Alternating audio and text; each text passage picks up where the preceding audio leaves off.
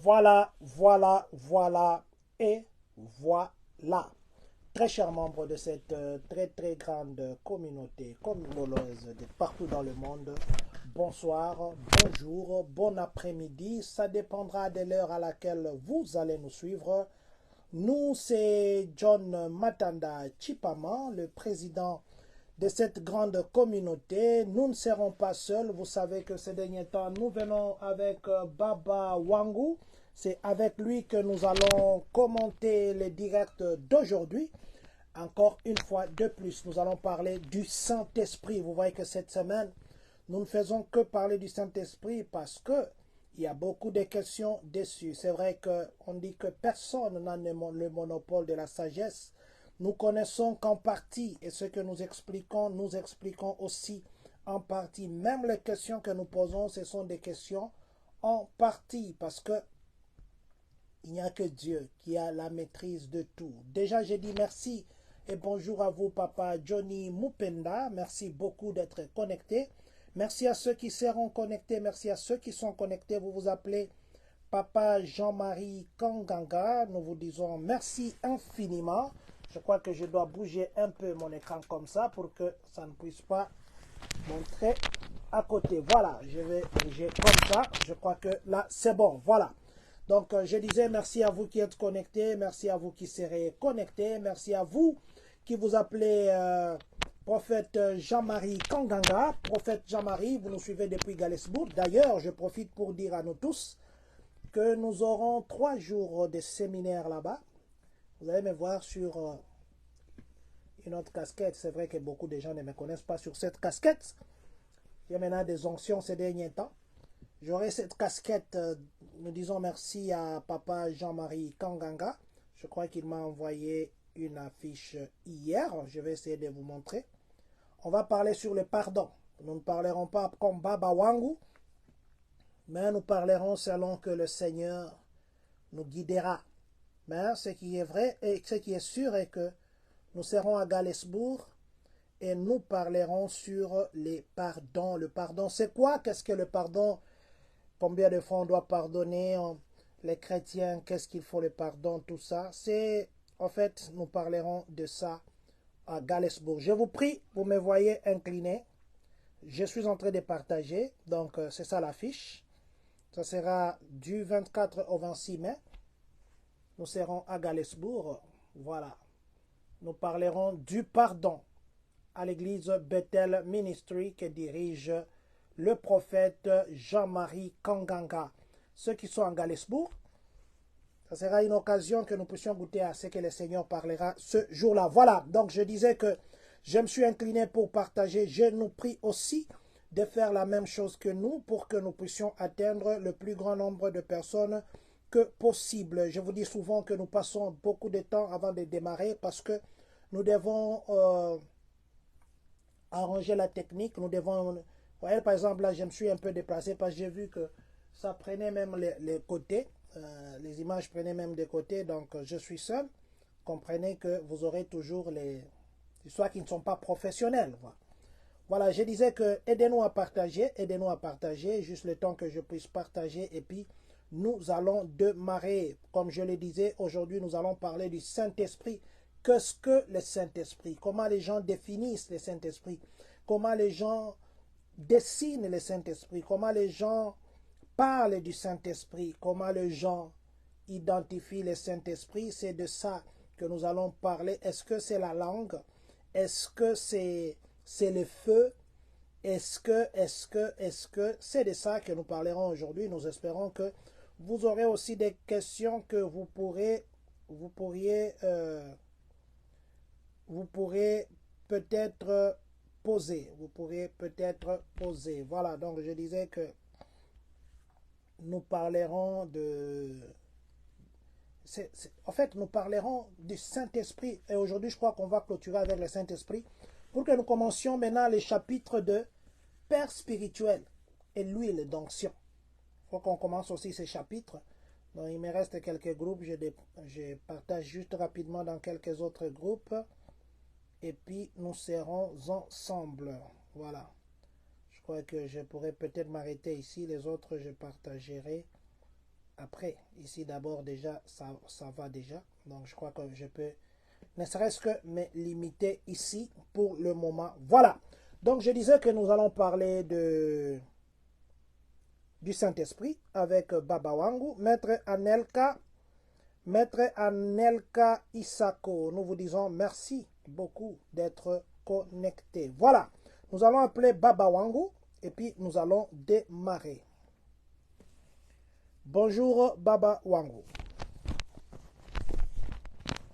Bonjour à tout le monde. Bonjour à ceux qui nous suivent. Nous prions que la grâce du Seigneur vous localise au nom de Jésus. Voilà, que la grâce du Seigneur vous localise. Papa Freddy Ndongala, merci d'être avec nous. Que la grâce de Dieu vous localise. Baba Wangu, est-ce que vous pouvez d'abord commencer par recommander ces moments entre les mains de Dieu? Seigneur, je recommande ces moments d'entraînement. Je prie que le ciel soit grandement ouvert. Je prie que l'esprit de la vérité, Seigneur, nous anime, que l'esprit de la révélation nous anime, que la puissance, que le surnaturel, que l'esprit de Dieu, l'esprit qui agite le prédicateur commence à nous agiter au nom de Jésus. Père, permets à ce que, au travers de la prédication de ce soir, s'il y avait un Saül qui était animé de mauvais esprits, au son de l'arpe, au son de cette prédication, au son de l'arpe que je serai en train de jouer comme David, que ces mauvais esprits quittent son corps au nom puissant de Jésus. Père, prends place. Sois au contrôle de toutes choses, au nom puissant de Jésus. Amen. Amen. Que Dieu soit au contrôle de toutes choses. Que Dieu nous accompagne pendant ce moment. Que Dieu soit avec tous ceux qui sont connectés. Que Dieu soit avec tous ceux qui seront connectés. Papa Freddy Ndongala, à moins que Nabosana, ça fait longtemps quand même que Napesi va comboter. Papa Freddy Ndongala, restez avec nous jusqu'à la fin. Papa Freddy Ndongala. Je vais écrire ici si j'oublie le nom. Papa Freddy Ndongala. Ndongala. Voilà, j'ai écrit là-bas. Papa Baba Wangu, je sais, et plutôt vous connaissez comment nous commençons notre formule habituelle. Est-ce que vous pouvez faire un résumé de tout ce que nous avions parlé hier? Merci beaucoup, Papa John. Merci à tout le monde qui nous suit. Que la grâce de l'Éternel vous localise. Avant que je ne puisse introduire, faisons toujours comme d'hab, faisons comme d'habitude. Essayons un peu de partager, essayons de partager le live. Si possible, essayons de nous connecter. Papa John, si possible, veuillez nous exposer ou encore nous montrer le lien YouTube. Alors, si possible, on peut essayer simplement de nous abonner. Si autrefois on n'avait pas eu le temps de le faire, faisons-le maintenant. Voilà, je vais partager les liens qui a d'ailleurs 3 secondes là. Les liens qui a les directs que nous avons fait hier. C'est dedans là-bas. Donc, abonnons-nous. Ça s'appelle DCM TV. Je suis en train de le partager maintenant là. Et quand nous finissons ce direct, je vais encore mettre là-bas. Je sais que les gens ne s'abonnent pas trop. Hier, j'ai eu seulement une personne qui s'est abonnée. Mais, tout ce que nous vous demandons, de vous abonner. Parce que ce que nous le faisons, il y a des familles qui sont sauvées. Il y a des gens qui sont touchés, il y a des gens qui sont délivrés. Nous ne vous demandons rien que de vous abonner à la chaîne YouTube. Faites-le. C'est une façon de nous encourager. Parce que plus nous passerons sur Facebook et plutôt sur YouTube, plus nous pourrons avoir un peu d'entrée, plus ça peut nous aider à arranger toutes ces histoires ici. Et puis voilà. Donc c'est tout ce que nous vous demandons. Abonnez-vous et partagez ces liens. J'ai mis un lien là. C'est le lien de direct d'hier, mais qui est sur Facebook. Merci beaucoup, papa. Je venais de... Plutôt qui est sur YouTube. Je venais de le faire. Ok, merci. Vous bénisse. Hier, on a eu à parler sur la manifestation du Saint-Esprit en long et à large, que la manifestation du Saint-Esprit n'est pas l'effet simplement de tomber ou encore de parler à langue, Et la manifestation du Saint-Esprit, c'est lorsque l'Esprit de Dieu t'amène dans la dimension surnaturelle.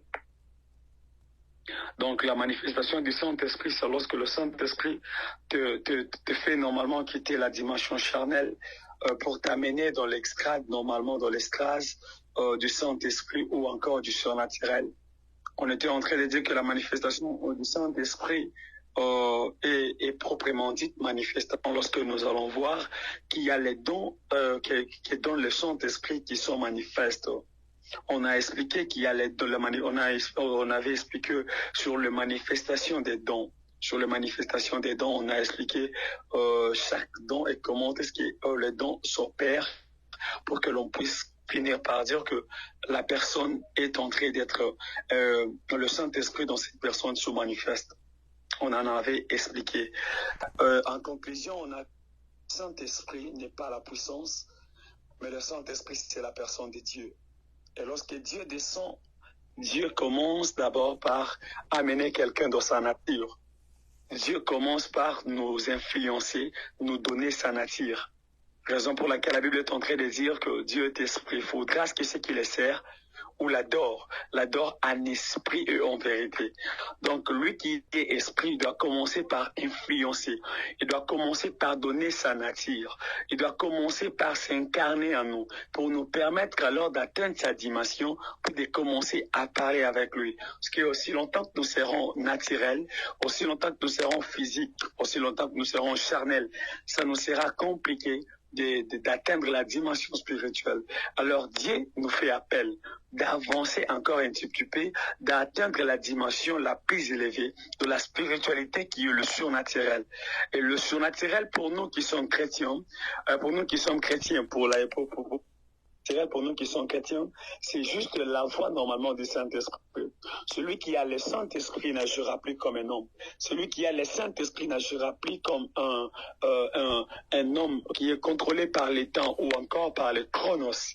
Mais celui qui a le Saint-Esprit agira par la puissance normalement qu'accompagne le kairos ou encore les temps de Dieu.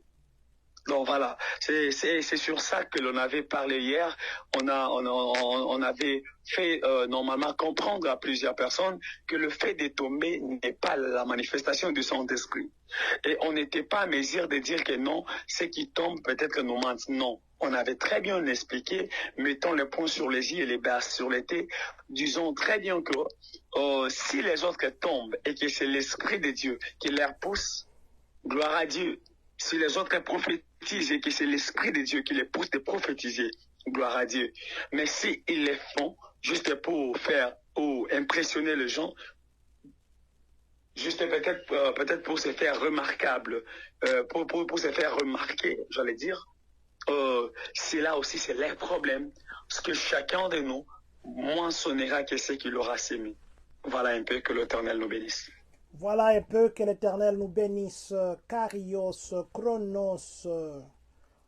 Ça, ce sont des mots que nous devons commencer à apprendre pour qu'on commence à parler le langage karios, chronos. Papa Israël, le Saint-Esprit, on a beaucoup parlé de ça ces derniers temps. C'est quoi? Vous nous avez dit c'est quoi le Saint-Esprit? Maintenant, quelle est la place de la colombe? Nous avions commencé hier. Quelle est la place de la colombe par rapport au Saint-Esprit? Merci beaucoup, Papa John. Vous avez touché une parenthèse, vous avez ouvert une parenthèse là, alors j'aimerais nous amener peut-être dans l'explication, puis je vais répondre à votre question. Merci beaucoup. J'ai touché. Et j'étais en train de dire que Kairos, c'est pas des Kairos, on fait allusion à un temps donné par Dieu, le temps favorable à Dieu, le temps qui permet à Dieu de fonctionner. Et Chronos, c'est le temps normalement qui est attaché au chronomètre, à l'heure, le 24 heures de la journée. C'est ce qu'on appelle normalement Chronos. Voilà pourquoi je disais que la capacité normalement d'opérer dans les surnaturels nous amène à opérer dans les kairos. Parce que celui qui opère dans les kairos est comparable à Merci Saint-Esprit. Celui qui opère dans les kairos est comparable à Élie, qui peut arrêter la pluie pendant la saison de la pluie. Donc, il voulait tout simplement nous faire comprendre que le temps kairos a une supériorité par rapport au temps chronos. Parce que dans le temps chronos, normalement, les périodes, les saisons nous obligent de nous prosterner sur ces périodes, sur ces époques, sur normalement ces saisons. Mais lorsque celui qui est en train d'opérer dans les kairos arrive, il impose le système du ciel sur terre. Il impose normalement ce qu'il lui a dit. Il a la capacité de ne même pas engager Dieu dans l'affaire. Il dit sinon à ma parole. Donc celui qui vit dans les kairos a normalement une mission de comprendre là où il est. Il a une obligation de comprendre normalement la personne qu'il est. Donc si je suis normalement Élie, je comprends que j'ai l'alliance avec Dieu. Alors je ne vais plus déranger Dieu. J'engage mon alliance. Sinon à ma parole, il ne pleuvra plus. Voilà un peu, ça c'était juste la parenthèse qu'on a ouverte pour nous faire comprendre les chronos et les kairos. Voilà. La question m'est posée de savoir c'est pourquoi le Saint-Esprit. Pourquoi le Saint-Esprit? Donc, quelle est la place de la colombe? Quelle est la place de la colombe dans la manifestation du Saint-Esprit? Merci beaucoup, Papa John. Aujourd'hui, je serai un peu trop dans des versets. Parce que quand vous m'aviez allé sur ça, en tout cas, dans mon esprit, je ne voyais encore rien. Et c'est juste pendant quelques minutes là que le Saint-Esprit a commencé à me souffler beaucoup de choses. Merci beaucoup. Merci parce que vous nous aidez aussi à prendre le temps de réviser des notes. Merci. Merci beaucoup, papa. Merci aussi à maman Patience Pongo et aussi au prophète Michael Manguidi. Merci d'être connecté, prophète. Merci. Si je peux encore très bien écouter la question. Quelle est la place de la colombe dans la manifestation du Saint-Esprit? Je vais ajouter la question pour vous donner le temps de nous expliquer en large. Quel est et pourquoi les églises utilisent les signes de la colombe? J'ai même vu les églises utiliser les signes de l'aigle. J'ai même pris un serviteur devant un aigle en train de prêcher. J'ai posté ce serviteur-là sur notre page. Un serviteur avec qui je parle très bien. Il connaît d'ailleurs que j'ai mis ça parce que je devais parler avec lui. Alors, pourquoi on doit représenter le Saint-Esprit? La Bible dit ceci. Tout péché peut vous être pardonné, sauf péché contre le Saint-Esprit. La Bible dit ceci. Vous ne ferez pas de représentation de Dieu. Vous nous avez dit, Dieu le Père, le Fils et le Saint-Esprit, c'est la même personne. Les gens se permettent de représenter Dieu sous forme d'une colombe. Les gens se permettent de représenter le Saint-Esprit sous forme d'un aigle. Les gens se permettent de représenter le Saint-Esprit sous un dessin. Est-ce que ce n'est pas contraire à la parole de Dieu? Voilà. Merci beaucoup, Papa John. Merci beaucoup. Merci. En tout cas, je nous prie de prendre nos Bibles parce que on va pas. La place de la colombe, normalement, quelle est la place de la colombe dans le Saint-Esprit? Parce qu'on parle du Saint-Esprit, on voit qu'il y a l'image de la colombe qui apparaît trop dans la Bible. Normalement, les personnes qui ont écrit, c'est normalement à donner leur témoignage. Ces 4 personnes sont Matthieu, Marc, Luc et Jean. Ils nous ont normalement expliqué ce qui était en train de se passer avec Jésus. Parce que nous devons comprendre de noir et blanc à l'Église. En Jésus, il y avait l'Esprit de Dieu, mais il n'y avait pas le Saint-Esprit. Je pars dans ce sens-là. Je crois que quelqu'un me comprend déjà. Oui. Avant Jésus, il n'y avait pas le Saint-Esprit, mais il y avait l'Esprit. Il y avait normalement l'Esprit de Dieu. Mais on ne parlait pas du Saint-Esprit, mais on parlait de l'Esprit de Dieu. Voilà. Avant Jésus, on ne parlait plus de la colombe comme étant l'image du Saint-Esprit, mais on parlait de l'Esprit de Dieu. Avant Jésus, on est parlé de la colombe. On parlait, on a vu que le Saint-Esprit s'est manifesté, l'Esprit de Dieu, on n'a jamais touché aux colombes. Et lorsque nous arrivons normalement dans la nouvelle alliance, c'est de là normalement que Christ commence son affaire. De l'Église, il est la première personne qui a parlé de l'Église. Et il est celui qui a inauguré le chemin de l'Église pour permettre aux apôtres normalement de marcher sur ses pas. Alors, c'est quoi le Saint-Esprit ou quel est l'impact normalement du Saint-Esprit tout en étant représenté par rapport au Saint-Esprit? Nous appellerons 4 personnes qui viendront nous expliquer très bien ces choses. C'est au travers de ces 4 personnes que nous allons comprendre que l'Éternel voulait tout simplement utiliser l'image corporelle pour nous définir normalement et nous amener dans la compréhension. Vraiment, lorsqu'il lève et qu'il veut enseigner à son langage qui permettra au peuple de comprendre son langage. Vous devez déjà comprendre très bien que pour comprendre la colombe, nous devons d'abord comprendre Matthieu chapitre 13, le verset 34. La Bible est en train de dire que Jésus, lorsqu'il est arrivé, il ne parlait qu'en parabole. Jésus parlait en parabole. Alors, vu que Jésus parlait en parabole, il devait y avoir quelqu'un d'autre qui devait venir expliquer à l'Église. Le parabole de Jésus devait être normalement expliqué par quelqu'un d'autre. Voilà pourquoi la Bible est en train de nous dire très bien que le Saint-Esprit nous enseignera. En d'autres termes, c'est le Saint-Esprit qui a normalement la capacité de nous interpréter la Bible. C'est le Saint-Esprit qui a normalement le monopole de l'interprétation de la pensée de Dieu. C'est le Saint-Esprit qui nous conduit vers la vérité. C'est le Saint-Esprit normalement,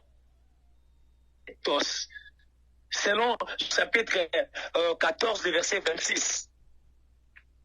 Le Saint-Esprit est le professeur. Donc de la même Moïse était en train de bégayer. Il n'arrivait plus à très bien parler parce que Moïse bégayait. C'est de cette même manière lorsque Jésus est venu, Jésus, son enseignement était normalement attaché au bégayement parce que Jésus ne parlait pas le langage facile. Jésus parlait en parabole. De la même manière que Moïse devait être attaché d'un Aaron. Aaron qui devait interpréter la Bible, pouvait parler en parabole et laisser la place au Saint-Esprit de venir nous révéler la vérité ou nous expliquer normalement les points sur les i et les barres sur les t. Alors, quand on parle de la colombe, je dois appeler ces 4 personnes qui vont nous expliquer. Papa, on commence par Matthieu. On fait appel à Matthieu, chapitre 3, le verset 16. Matthieu 3, le verset 16, nous allons lire au nom du Seigneur. La Bible nous dit ceci. Dès que Jésus eut été baptisé, il sortit de l'eau. Et voici, le ciel s'ouvrir, et il vit l'Esprit de Dieu descendre comme une colombe et venir sur lui. Amen. Amen. Gloire à Dieu. Ici, la Bible est en train de dire qu'il a vu l'Esprit de Dieu descendre sur lui. C'est l'Esprit de Dieu qui doit descendre. Mais l'Esprit de Dieu, nous le savons déjà très bien, que l'Esprit, on ne voit pas l'Esprit. On ne peut jamais voir l'Esprit. L'Esprit a dans un corps pour être manifeste. S'il n'y a pas un corps, on ne peut jamais parler d'un esprit qui a habité dans les corps. Parce que s'il n'y a pas un corps, c'est comme l'homme ne sera plus appelé homme. Il sera peut-être appelé cadavre parce qu'il n'y a pas l'esprit. Et comme Dieu voulait quitter normalement, Dieu voulait normalement venir confirmer la présence de son fils, confirmer l'appel de son fils. Il a normalement descendu. Il n'est pas descendu tout en étant esprit. Il a utilisé l'image. Nous devons comprendre que l'Éternel est celui qui peut utiliser les langages juste pour nous amener de la compréhension. L'homme a péché. La nature de l'homme, c'était la nature pécheresse. Le corps de l'homme a été déjà condamné. Mais lorsque l'Éternel Dieu voulait descendre sur terre, il a porté le corps de l'homme. Il a porté le corps de l'homme, lui qui était Dieu. Mais pour descendre sur terre, parce qu'il est esprit, il devait porter le corps de quelqu'un. La Bible est en train de nous dire qu'il s'est fait chair. Et Dieu s'est fait chair. La parole elle-même a créé son corps. Elle s'est fait chair. Elle est descendue. Elle est assise avec nous. Et elle a demeuré avec nous. Lorsque Dieu arrive, il trouve qu'il y avait les serpents dans les déserts, dans les jardins d'Éden, qui a séduit les hommes. L'Éternel est arrivé, il a aussi passé sur le chemin d'un serpent. Rappelez-vous que la Bible est en train de nous dire que Moïse élevait les serpents des terrains. Les serpents, c'était l'image que Dieu avait portée pour amener son peuple de la compréhension. Il ne s'est pas arrêté là. La Bible est en train de nous dire encore très bien que lorsqu'il est entré dans le monde, il est entré comme l'agneau. Raison pour laquelle la Bible est en train de me dire que l'agneau a été immolé avant la fondation du monde. Donc, la fondation du monde, normalement, c'est la porte qui permet aux hommes spirituels d'accéder dans le monde. Mais lorsqu'il voulait entrer, il est entré comme agneau. Voilà pourquoi on pouvait lui taper. Voilà pourquoi on pouvait normalement lui pondre sur la croix. Ah, voilà pourquoi on pouvait faire tout ce qu'il pouvait faire. Il pouvait être normalement frappé par ce créature. Il pouvait être humilié, insulté par ce créature. Pourquoi? C'est parce qu'il avait l'image d'un agneau. Aujourd'hui, je te rassure que Jésus n'a pas l'image d'un agneau. Il a maintenant l'image d'un lion. Alors, en sortant de ce monde, quand tu le reviendras, en sortant, il est entré comme l'agneau. Mais en sortant, il n'est pas sorti comme l'agneau, il est sorti comme le lion. Donc, dès la mort à la résurrection de Jésus, la mort et la résurrection a changé même la nature de Jésus. Celui qui était agneau avait la capacité de dire oui à la mort. Mais depuis qu'il est devenu un lion, il ne peut jamais dire encore oui à la mort. Il ne mourra jamais, jamais et jamais. Il est à la droite du Père en train d'intercéder parce qu'il a maintenant l'image d'un lion. Raison pour laquelle quand tu lis Apocalypse, tu dois comprendre que la Bible est en train de nous dire qu'il est le lion de la tribu de Juda. Celui qui est là, celui qui a normalement sa vulgaire, celui qui a toute sa force, celui qui peut faire peur, celui qui lorsqu'il parle, même les petits animaux commencent à prendre fuite. Celui qui lorsqu'il est quelque part, parce que le roi lion est là. Donc l'Éternel voulait utiliser normalement voulait utiliser plusieurs manières, voulait utiliser plusieurs portes normalement pour annoncer son message, pour libérer un message. Il a utilisé le corbeau, il a utilisé plutôt l'homme. L'homme était normalement le chemin qui a permis à Dieu aussi d'entrer dans les mondes. Parce qu'il ne pouvait plus entrer étant Dieu. Parce que si on va dire, on va mourir. Il a simplifié les choses. Il s'est incarné dans l'homme. Il s'est fait chair. Il est descendu. Dieu s'est incarné dans les serpents.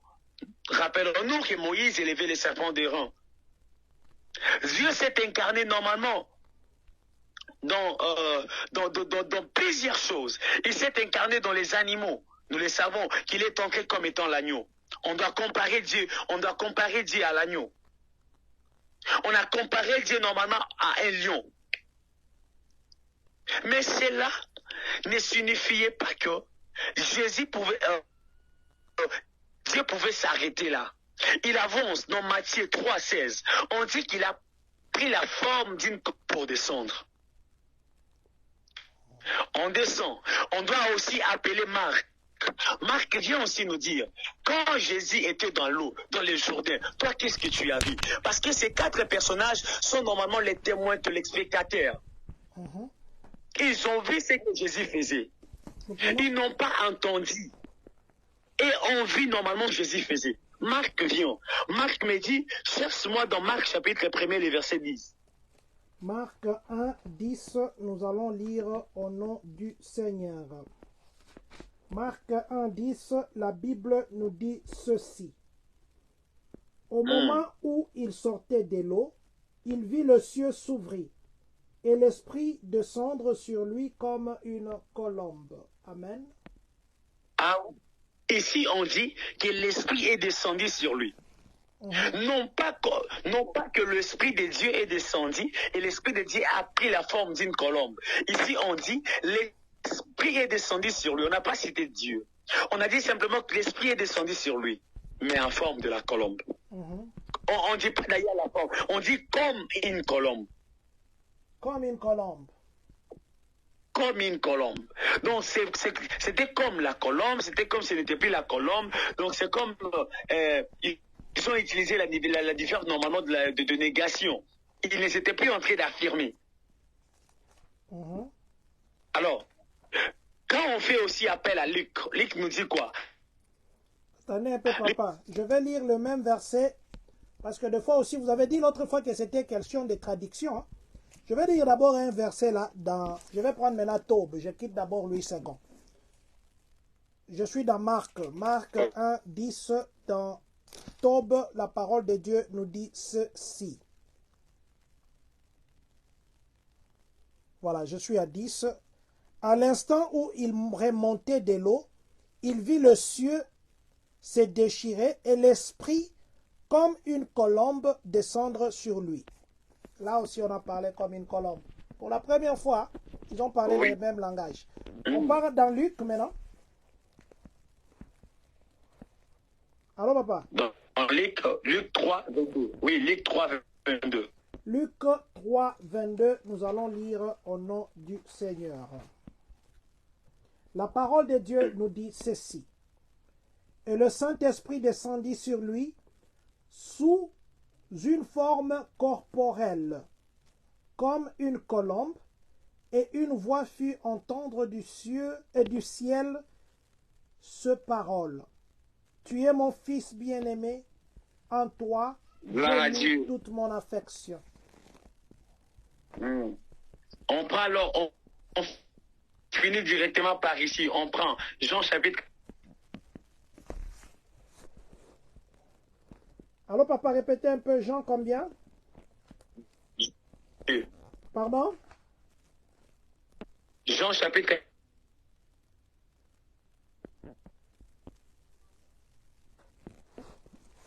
Papa Israël, c'est comme si Jean ne veut pas que vous puissiez parler. Chaque fois que vous dites Jean, ça part. Vraiment. Jean chapitre 1er, le verset 30. Le verset 30, hein? 37? 32. Voilà, là, nous vous avons écouté. Nous sommes dans Jean 1, 32. Nous allons lire au nom du Seigneur. La parole de Dieu dit ceci. Jean rendu ce témoignage. J'ai vu l'Esprit descendre du ciel comme une colombe et s'arrêter sur lui. Voilà. Mon Dieu, moi j'aime Jean. Je dois m'asseoir sur ce qu'il a dit. Voilà. Parce que les quatre personnages Papa, sont en train normalement de rendre. Je dis ceci, je vais vous laisser vous asseoir là-bas, mais je vais juste ajouter quelque chose. Est-ce que Dieu n'a pas voulu faire un signe pour que les gens comprennent que c'est l'Esprit qui est descendu? Il ne s'est servi que de ça. Jésus s'est servi de la boue. Jésus s'est servi du fouet. On a parlé avec vous-même le fouet de Jésus. Jésus s'est servi de la pirogue. Jésus parce que si on a dit l'Esprit de Dieu est descendu, à moins que vous ayez les yeux spirituels pour voir. Or, en ce moment-là, le Saint-Esprit n'était pas encore là. C'est pourquoi Dieu a choisi quelque chose de physique pour que les gens comprennent. Ce n'était pas maintenant que l'Esprit doit être limité dans la colombe. Donc, je voulais juste ajouter ça pour vous laisser nous expliquer. Parce que si Jésus avait commencé à faire les histoires comme ça, si on avait dit Jésus parlait en langue, ben je ne sais pas si Jésus parlait en langue, je n'ai pas encore vu ça dans la Bible. Si on avait vu Jésus faire ça, si on avait vu Jésus commencer à parler en langue, les gens diraient que alors peut-être Dieu a vu que non, il faut quelque chose de physique comme ça, il voit. Parce que la colombe n'a pas parlé. C'est le ciel qui a parlé. La colombe n'était que l'enveloppe pour que les gens physiques voient que non, il y a quelque chose de physique. Voilà, papa. Merci beaucoup. Ces 4 personnages, Matthieu, Marc, Luc et Jean, sont en train de rendre le témoignage de ce qu'ils ont vu. Raison pour laquelle Jean dit quoi? Je vis l'esprit descendre comme une colombe, s'arrêtant sur lui. L'esprit est descendu comme une colombe. Pourquoi l'Éternel pouvait utiliser la colombe? Premièrement, nous devons savoir que le Saint-Esprit, c'est l'Esprit de Dieu. Dieu est saint, Dieu est pur, Dieu est sans tache. Le Saint-Esprit que Dieu vous pouvez utiliser. Dieu a envoyé la colombe parce que, premièrement, la couleur déjà de la colombe peut nous signifier quelque chose. La Bible nous dit que la nature ne vous enseigne-t-elle pas. La colombe qui est descendue était blanche. La couleur blanche, normalement, c'est la couleur de la sainteté.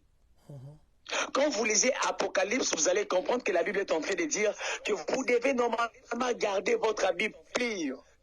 Que votre habit soit pur.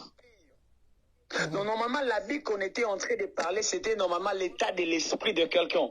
On a dit que la colombe qui est descendue était une colombe sans tache, une colombe blanche. Et lorsqu'on parle normalement de la pureté, on voit qu'il n'y a qu'une seule personne qui est pire, qui est Dieu lui-même. Nous sommes en train de travailler pour atteindre la perfection, comme le dit l'apôtre Paul. Nous travaillons, nous avançons, nous courons petit à petit pour atteindre la perfection. Mais celui qui a la dimension et qui a atteint la dimension de la sanctification, la dimension normalement de la perfection, c'est lui-même Dieu. Mais nous courons pour atteindre cette dimension.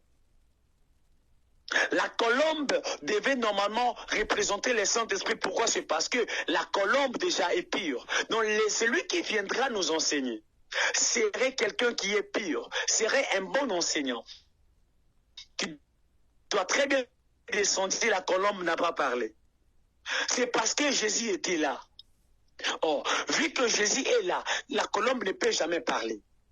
Mais le jour où Jésus ne sera plus là, la colombe descendra non pas pour parler, mais pour nous interpréter ce que Jésus avait parlé. Mon Dieu. On n'a pas dit que l'Esprit de Dieu sera là pour parler, mais on a dit que le Saint-Esprit de Dieu viendra pour nous enseigner. S'il vient pour nous enseigner à ce que Jésus est en train de dire, Matthieu chapitre 13, verset 34, la Bible dit que Jésus parlait et prêchant dans des paraboles. Il ne faisait que dire des paraboles. Il ne faisait que parler en paraboles. Alors, il a envoyé l'ami juste pour nous enseigner. Papa Israël, continue à parler. Je prends l'ordinateur parce qu'il y a le prophète Michael qui veut poser la question. Prophète Michael, vous pouvez poser la question dans 2 minutes. Je prends la machine. Papa, continue à parler. C'est juste 2 secondes. Ok. Le Saint-Esprit qui est descendu sous forme de la colombe était en train normalement de nous signifier que la personne que vous devez servir, la personne qui sera attachée à vous, celui qui est un consolateur pour vous, c'est un Dieu qui est sans tache, c'est un Dieu qui n'a pas de ride, c'est un Dieu qui est pur. Alors, si vous voulez être ami du Saint-Esprit, vous devez normalement vous devez d'abord commencer par prendre soin de vos vêtements. Vous devez être pur devant lui. Vous devez normalement prendre soin de votre vie. Vous devez marcher dans la sanctification. C'est alors que vous allez marcher avec le Saint-Esprit. Parce que la colombe sera en train de nous libérer la vie. La nature qu'a la colombe.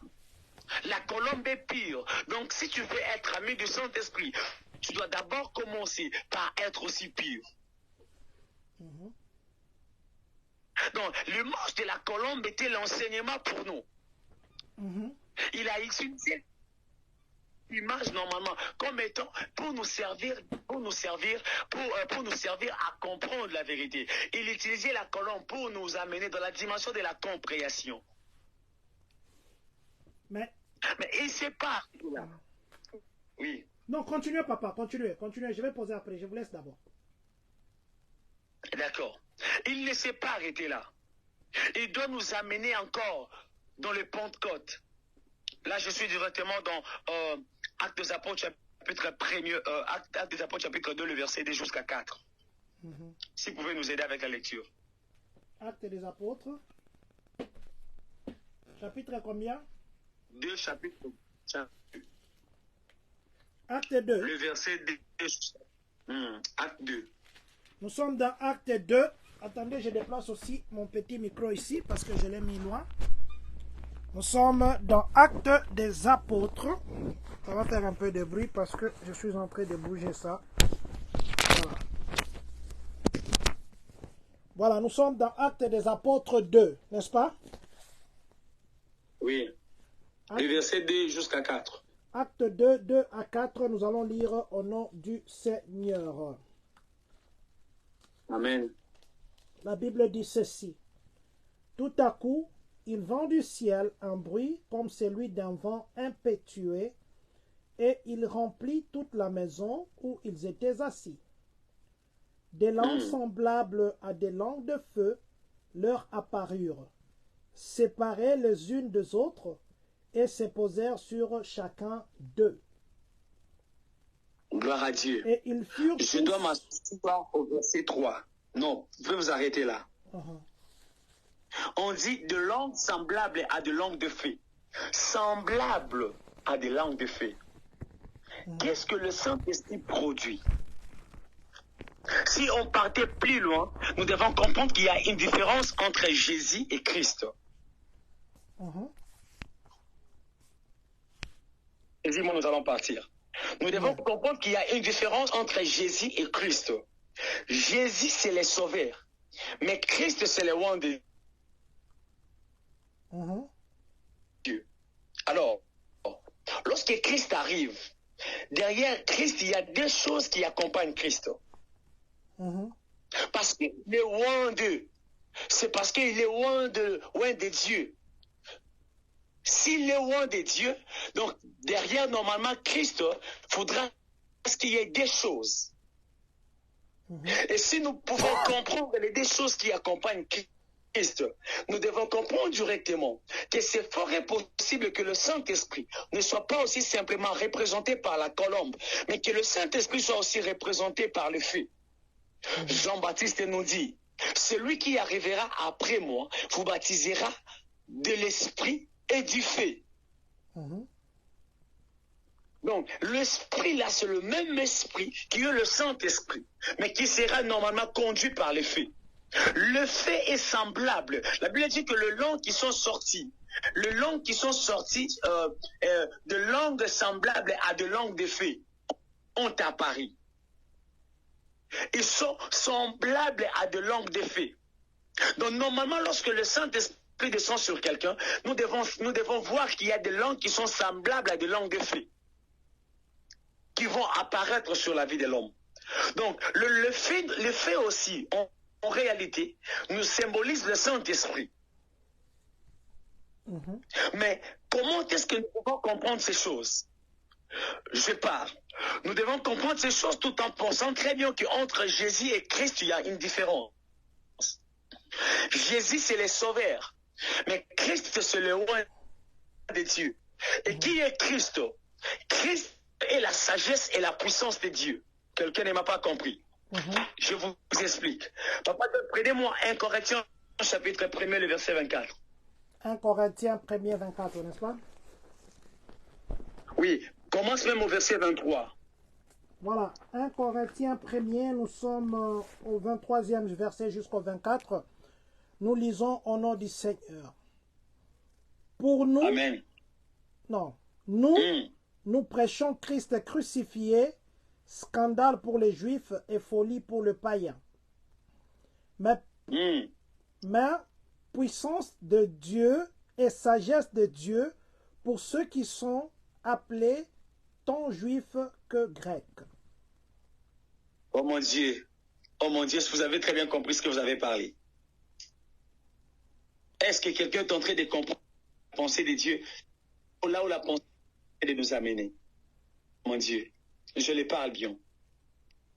Je vais très bien le dire. Mais cette pensée de Dieu ici, ils disent ici que nous prêchons Christ crucifié, scandale pour les Juifs. Pardon papa, je vais mettre quelque chose là.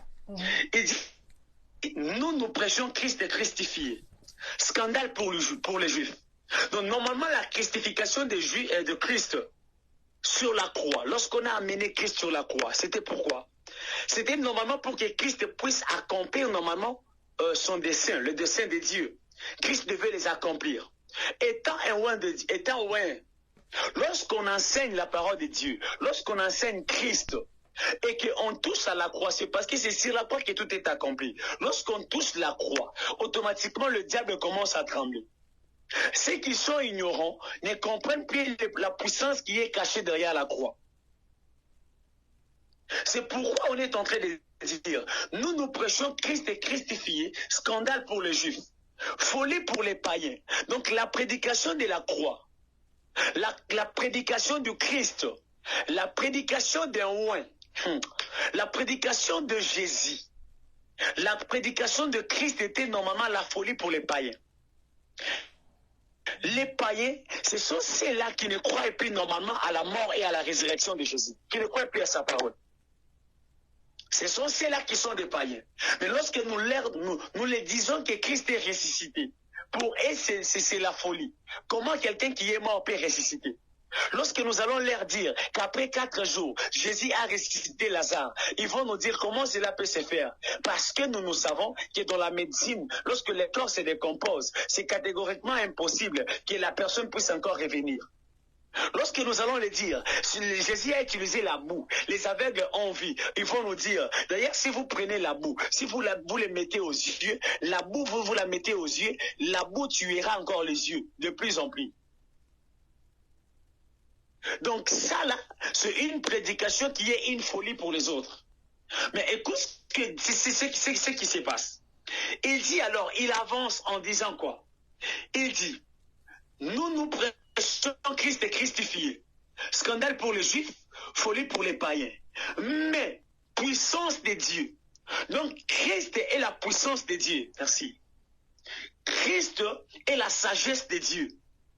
Donc, lorsqu'on parle de Christ, on fait allusion à la sagesse infinie de Dieu et à la puissance infinie de Dieu.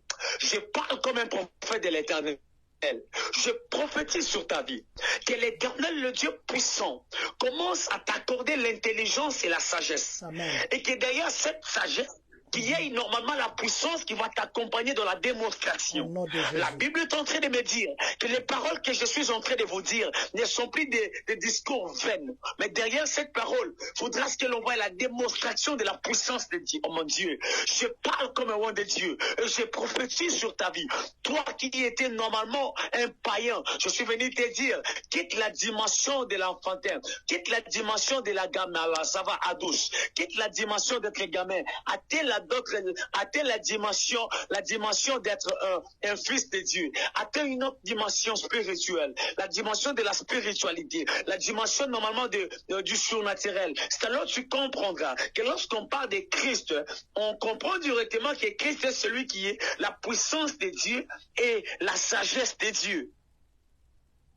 S'il est la puissance et la sagesse de Dieu, donc, oh mon Dieu, ça j'aime. S'il est normalement la puissance et la sagesse de Dieu, donc normalement Christ ne marche pas seul. Derrière Christ, il y a la puissance, derrière Christ, il y a la sagesse. Donc l'esprit ne vient pas seul. Derrière l'esprit, il y a la puissance. Voilà pourquoi la puissance est manifestée par le fait. Derrière qui, oh mon Dieu, derrière l'esprit de Dieu, il y a la colombe. La colombe est en train de nous interpeller la sagesse de Dieu. Mon Dieu, mon Dieu. Elle est en train de nous définir le Saint-Esprit de Dieu. Mais le Saint-Esprit qui doit se manifester sous forme d'un enseignant, qui doit se manifester comme un enseignant. La Bible dit que celui qui viendra après moi viendra pour vous consoler, viendra pour vous enseigner. Donc le Saint-Esprit de Dieu, lorsqu'il arrive sous forme de la colombe, il vient pour nous révéler, il vient pour nous enseigner, selon la sagesse infinie de Dieu.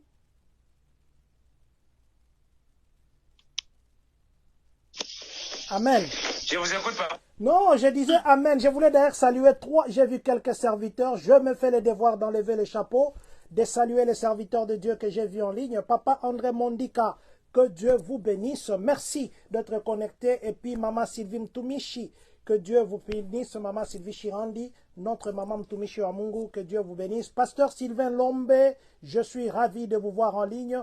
Que Dieu vous bénisse. Pasteur Guy Kinamvidi, merci d'être connecté. Que Dieu vous bénisse. Pasteur Georges Kumwimba Kabamba, merci d'être connecté. Que Dieu vous bénisse. Papa, la Bible que vous nous avez fait lire ici, hein, on a dit des langues semblables au langage de feu. Est-ce que le feu parle? Parce que je sais qu'il y a une différence entre une langue et un langage. Là, on a parlé des langages de feu. Est-ce que le feu a un langage pour qu'on commence à représenter le Saint-Esprit comme quelqu'un qui a allumé l'allumette, comme ça le feu commence à s'allumer?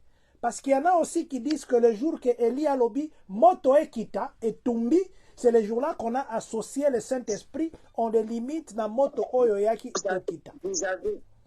Essaye un peu de lire le chapitre 3, les versets 3 là. On n'a pas dit on n'a pas parlé de langage, on a parlé de langue. Ok, langue. Ok, moi j'ai parlé de langage. Langue, voilà. Langue ou langage semblable au langage de feu. Papa, je sais qu'il y a des langages. C'est où encore? On dit ça. Je vais lire ça. C'était encore quel verset? C'était un Corinthiens? Acte chapitre 2. Acte chapitre 2, le verset 3. Ah, c'était en acte. Acte 2, 3. Je vais rentrer en acte. Acte 2, 3. La Bible dit ceci. Je dois encore rentrer. Attendez, je rentre encore d'une page. La Bible dit ceci. Des langues semblables à des langues de feu leur apparurent séparées les unes des autres et se posèrent sur chacun d'eux. Voilà. La langue de feu. C'est ça, en fait, ma question. Et puis, on n'a pas dit la langue qui est la langue de feu. On a dit la langue qui est semblable. Ça veut dire que ce n'est pas cette langue-là. Vous êtes un enseignant, vous êtes un prédicateur, vous êtes un prophète. Il vous est déjà arrivé de parler dans la langue de feu. Est-ce que vous avez déjà entendu quelqu'un qui vient qui dit « Je parle la langue de feu ». Si il faut parler de la langue de feu, ça vient d'où cette langue? C'est lié à quoi? Ça vient d'où? Je connais qu'il y en a qui disent que je parle en langue, pas de feu. Ils disent seulement que je parle en langue. D'autres disent je parle en d'autres langues. Est-ce que c'est ces feux-là qu'on dit? Parce que la Bible, à part ces versets, dans la colombe, vous nous avez donné Jean, Matthieu, Marc et puis Luc. 4 témoins. Mais dans les feux ici, vous ne nous donnez qu'un verset qui ne nous dit même pas que c'est ça. La Bible ne confirme même pas. La Bible dit semblable. La Bible a comparé. Est-ce que ceux qui nous écoutent peuvent savoir aujourd'hui qu'est-ce que vous, prophètes, qu'est-ce que vous, enseignants, qu'est-ce que vous, pasteurs, vous disciples de Jésus, vous appelez langue de feu? Et est-ce que le Saint-Esprit, c'est celui-là? Oui. Oui, la Bible est en train de dire, il y a la continuité normalement. Je sais très bien comment la question que vous m'aviez posée. Je sais là où vous êtes, mais je ne suis pas encore là. Donc c'est comme pour ceux qui disent que lorsqu'ils parlent en langue, ils parlent en langue de feu. C'est là que vous êtes. Je vais vous expliquer, puis je vais vous expliquer encore le langue des faits qui sont à Paris. La Bible dit que dans le 3e verset du 2e chapitre d'Actes des Apôtres, on dit de langues semblables à des langues de faits, l'air à Paris, séparant les uns des autres et s'imposant sur chacun d'eux. Les langues qui sont à Paris n'étaient plus les langues normalement attachées à l'air langue de la bouche. C'était des langues attachées sur eux. C'était normalement sur leur tête. L'image de la langue est sortie sur leur tête, mais l'image en question était tout en fait. La langue en question était en fait.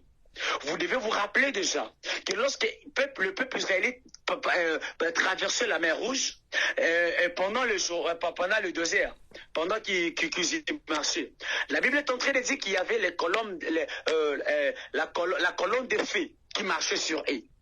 La colonne de feu était l'image du Saint-Esprit. Il y avait aussi la colonne de nuée qui marchait devant eux. Et qui marchait plutôt derrière eux. Et devant eux, il y avait un ange de l'Éternel. déjà comprendre que, à ce qui concerne les faits, ce n'est pas simplement Actes des Apôtres, chapitre 2, qui apparaît de ça. Vous devez savoir déjà que Jean-Baptiste dit que celui qui viendra après moi vous enseignera, il vous baptisera de l'esprit et du feu. Il parle aussi du feu. Et ici, on dit que des langues semblables à des langues de feu. Le langue à question, leur ont apparu sur leur tête.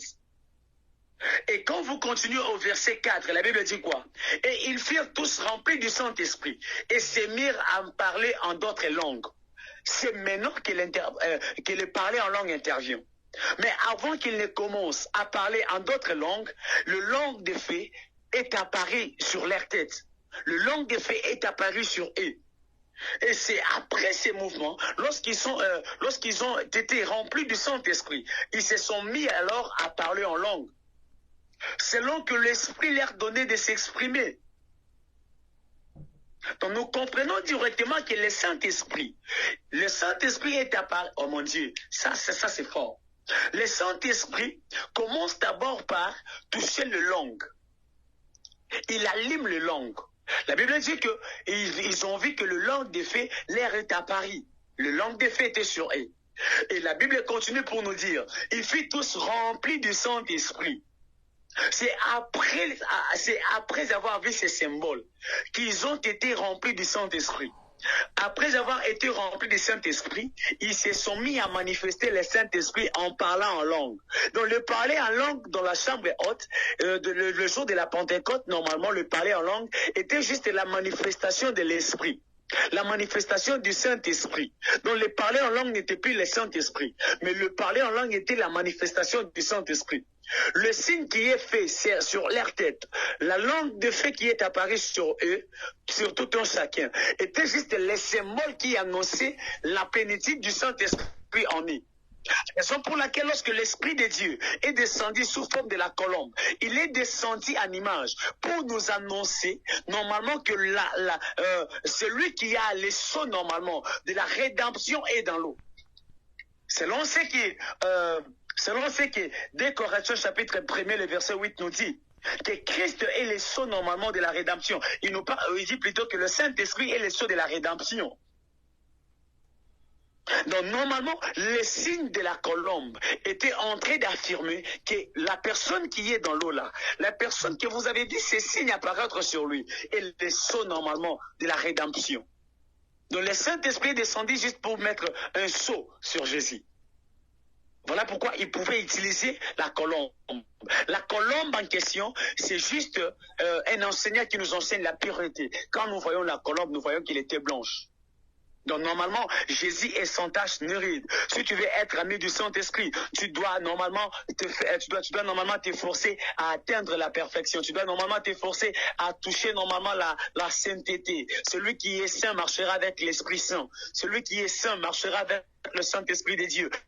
Celui qui marche dans l'intégrité marchera avec l'Esprit de Dieu. Donc si tu veux être ami du Saint-Esprit, tu dois commencer d'abord par tailler ta vie. Tu dois d'abord passer par la circoncision. La circoncision, c'est l'effet de quitter normalement la dimension charnelle et d'atteindre la dimension spirituelle. Lorsque quelqu'un est en train de se circoncire, donc la personne doit lever le premier pot, la première peau plutôt. Lorsque la première peau quitte automatiquement, la personne restera avec la seconde peau. En d'autres termes, lorsque quelqu'un veut passer sur la circoncision, la personne doit d'abord faire tuer le premier Adam. Il doit normalement enlever la peau du premier Adam. Il doit enlever normalement les vêtements du premier Adam, les corps du premier Adam, pour atteindre la dimension normalement de Christ qui est le second Adam et porter normalement le corps qui est incorruptible, le corps de Jésus qui est le corps spirituel. Voilà.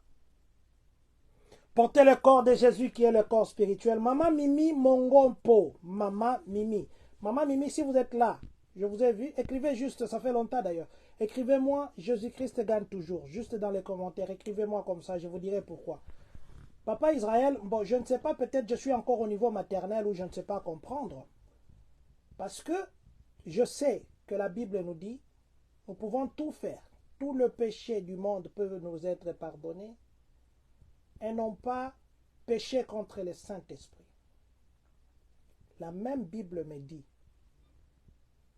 que nous ne devons pas représenter Dieu en des images. Vous ne pensez pas que c'est une contradiction? Je vais vous montrer une photo. Dites-moi, est-ce que vous pouvez voir? Est-ce que vous pouvez voir là où vous êtes? Non, c'est difficile pour moi. Ah, bon voilà, je vais vous expliquer cette photo. C'est une photo qui a une Bible. Au-dessus de la Bible, on a dessiné une colombe. Non, c'est une porte qui a des chaînes qui s'ouvrent et on a écrit Ephrata Ministry. Il y a une colombe et puis il y a l'image à côté d'un homme qui parle bien, un homme bien. Vous voulez que je vous montre encore cette photo-là? Vous avez compris mon explication? Ah, j'ai compris, je suis chez moi. Voilà. Les gens qui nous voient, ils nous suivent, ils nous voient. Ces derniers temps, je n'ai pas encore posté le prophète des photos. C'est parce que je dois chercher l'argent pour payer. Je paye les histoires ici que j'ai fait en ligne. Là, je paye. C'est pourquoi je vous demande de vous abonner d'abord à la chaîne YouTube. Voilà. Jésus-Christ gagne toujours. Papa, la personne nous break. Hein? On peut se la rendre maman Morombote. En France. Peselanga na maman Mogombote, comme on est maman Mimi Mongompo. C'est une maman bien. On était avec elle un moment, mais elle habite l'Europe. Peselanga na maman Mimi Mbote, papa Rangai. Maman Mimi, que l'Éternel vous bénisse. En tout cas, je prie que le bon Dieu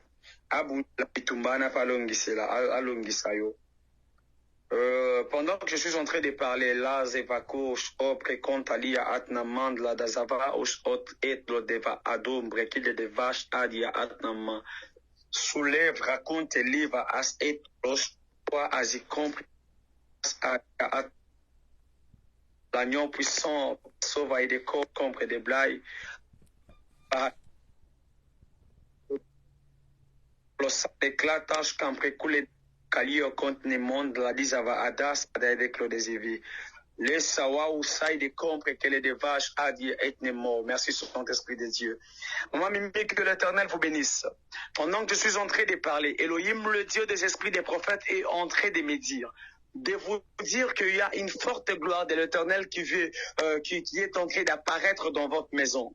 Pendant que je suis en train de parler, l'Éternel me dit qu'il vient normalement de faire tomber un combat qui voulait normalement vous rendre mal à l'aise. C'était le combat que le diable avait prévu pour vous séparer normalement de vos moments de l'intimité avec Dieu. Parce que pendant que je suis en train de parler, hier, pendant que je vous ai vu en prière, Elohim, le Dieu des prophètes, me dit de très bien fixer mes yeux. Je fixe bien mes yeux. Je suis en train de regarder. Bizarrement, je suis en train de voir un micro attaché à vos mains. Quand je parle encore, l'Esprit de Dieu me dit de vous dire que normalement, il y a des choses que vous devez faire. Parce que pendant que j'étais en train de parler, je vous voyais normalement avec le micro en train d'enseigner. Je ne sais pas ce que vous faites à l'église, mais je vous ai vu avec le micro à la main. Dieu m'a dit de vous annoncer qu'il y a une forte gloire qui vient d'apparaître dans la maison, parce que le monde des ténèbres voulait normalement vous combattre au niveau de la paix. C'est comme on voulait vous amener dans une dimension où la paix devait être un peu compliquée dans la maison, de petits problèmes devaient normalement s'élever. Mais l'Éternel m'a dit de vous annoncer que le combat qui s'était élevé vient de tomber, Pendant que je parle, que le combat vient de tomber, je vis une... Oh mon Dieu, merci Saint-Esprit. Elohim, le Dieu des esprits des prophètes, est en train de me dire que je vous dise que vous puissiez normalement appeler Patrick aujourd'hui. Vous allez appeler Patrick, vous allez dire à Patrick qu'il prenne le temps normalement de prier, parce que pendant que je suis en train de parler, j'étais en train de voir, j'étais en train de me retrouver dans une vision. Mais dans cette vision, je voyais cet homme, il y avait l'esprit de vol derrière Patrick. Pendant que je suis en train de parler, Dieu m'a dit de vous annoncer que vous devez dire à Patrick d'être prudent et de se mettre, de se plonger dans la présence de Dieu. Pendant que je suis en train de parler, j'étais en train de le voir en train de se promener. Mais bizarrement, j'ai vu c'est comme quelqu'un qui a fait tomber plusieurs choses. Et pendant que les choses en question sont tombées, il a commencé à pleurer. Dieu m'a dit de lui dire qu'il s'élève dans la prière parce que le diable s'est élevé devant lui. Et le diable a besoin normalement de détruire plusieurs choses dans sa vie. C'est comme quelqu'un qui voit perdre beaucoup de choses. Qu'il se lève dans la prière, oh mon Dieu, qu'il se lève dans la prière. Pendant que vous allez causer avec lui, il vous dira que ces derniers temps, il est en train de sentir, c'est comme il a des douleurs au niveau de son ventre. Elohim, le Dieu des esprits des prophètes, est en train de me dire que je vous dise normalement qu'il prend le temps de prier. Parce que le diable est en train normalement de vouloir détruire sa vie. Mais c'est que j'aime ce que pendant que je suis en train de parler, en train de prier. Je suis en train de prier. Je vis non. Et j'étais en train de voir, c'est comme précipiter des anges. Mais pendant que les anges étaient en train d'être précipités dans sa vie, j'ai vu cette personne être normalement couronnée. Elohim m'a dit de vous dire qu'il y a une forte gloire de Dieu qui doit normalement impacter la vie de Patrick en question. Mais pendant que je parle, l'Éternel me dit qu'il y a des portes qui vont s'ouvrir aussi devant vous. Parce que pendant que je suis en train de parler, j'étais en train de me retrouver devant, c'est comme j'étais devant une parcelle. Mais la parcelle en question était en pleine construction. Elohim, le Dieu des esprits des prophètes, m'a dit de vous annoncer que le temps normalement où vous allez construire est arrivé. Je suis libre des vases, des clos des chats et des clés des éviers. J'étais dans une vision où j'étais en train de voir la construction se faire. Dieu des esprits des prophètes m'a dit de vous dire que le temps normalement de la gloire a déjà sonné. Mais il veut simplement vous voir encore trop à ses pieds.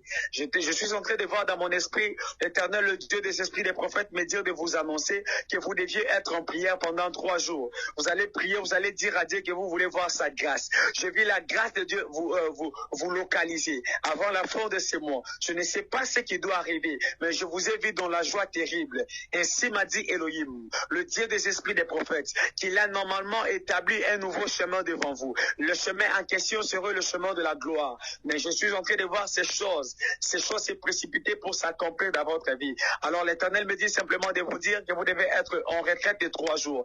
Et vous allez prier, demander à l'Éternel de faire apparaître sa grâce. Que l'Éternel vous bénisse.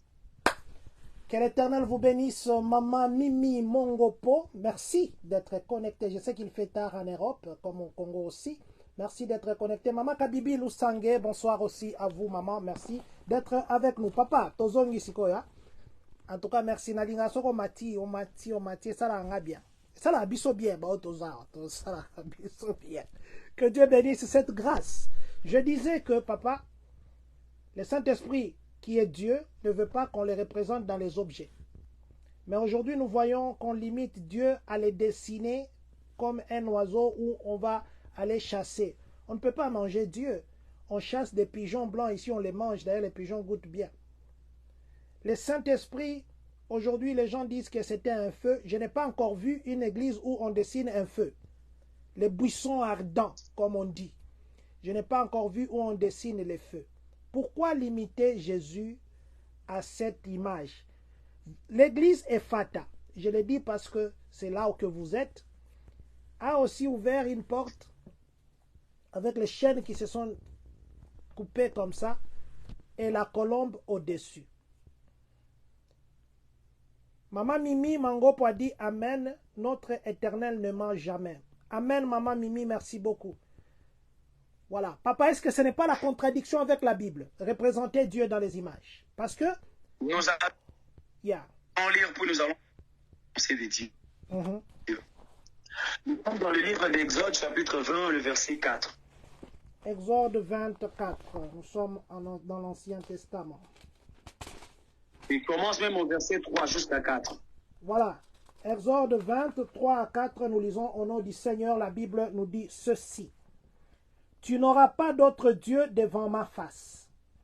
Tu ne te feras point d'image taillée, ni de représentation quelconque de choses qui sont en haut, dans le ciel, qui sont en bas sur la terre, et qui sont dans les eaux, plus bas que la terre.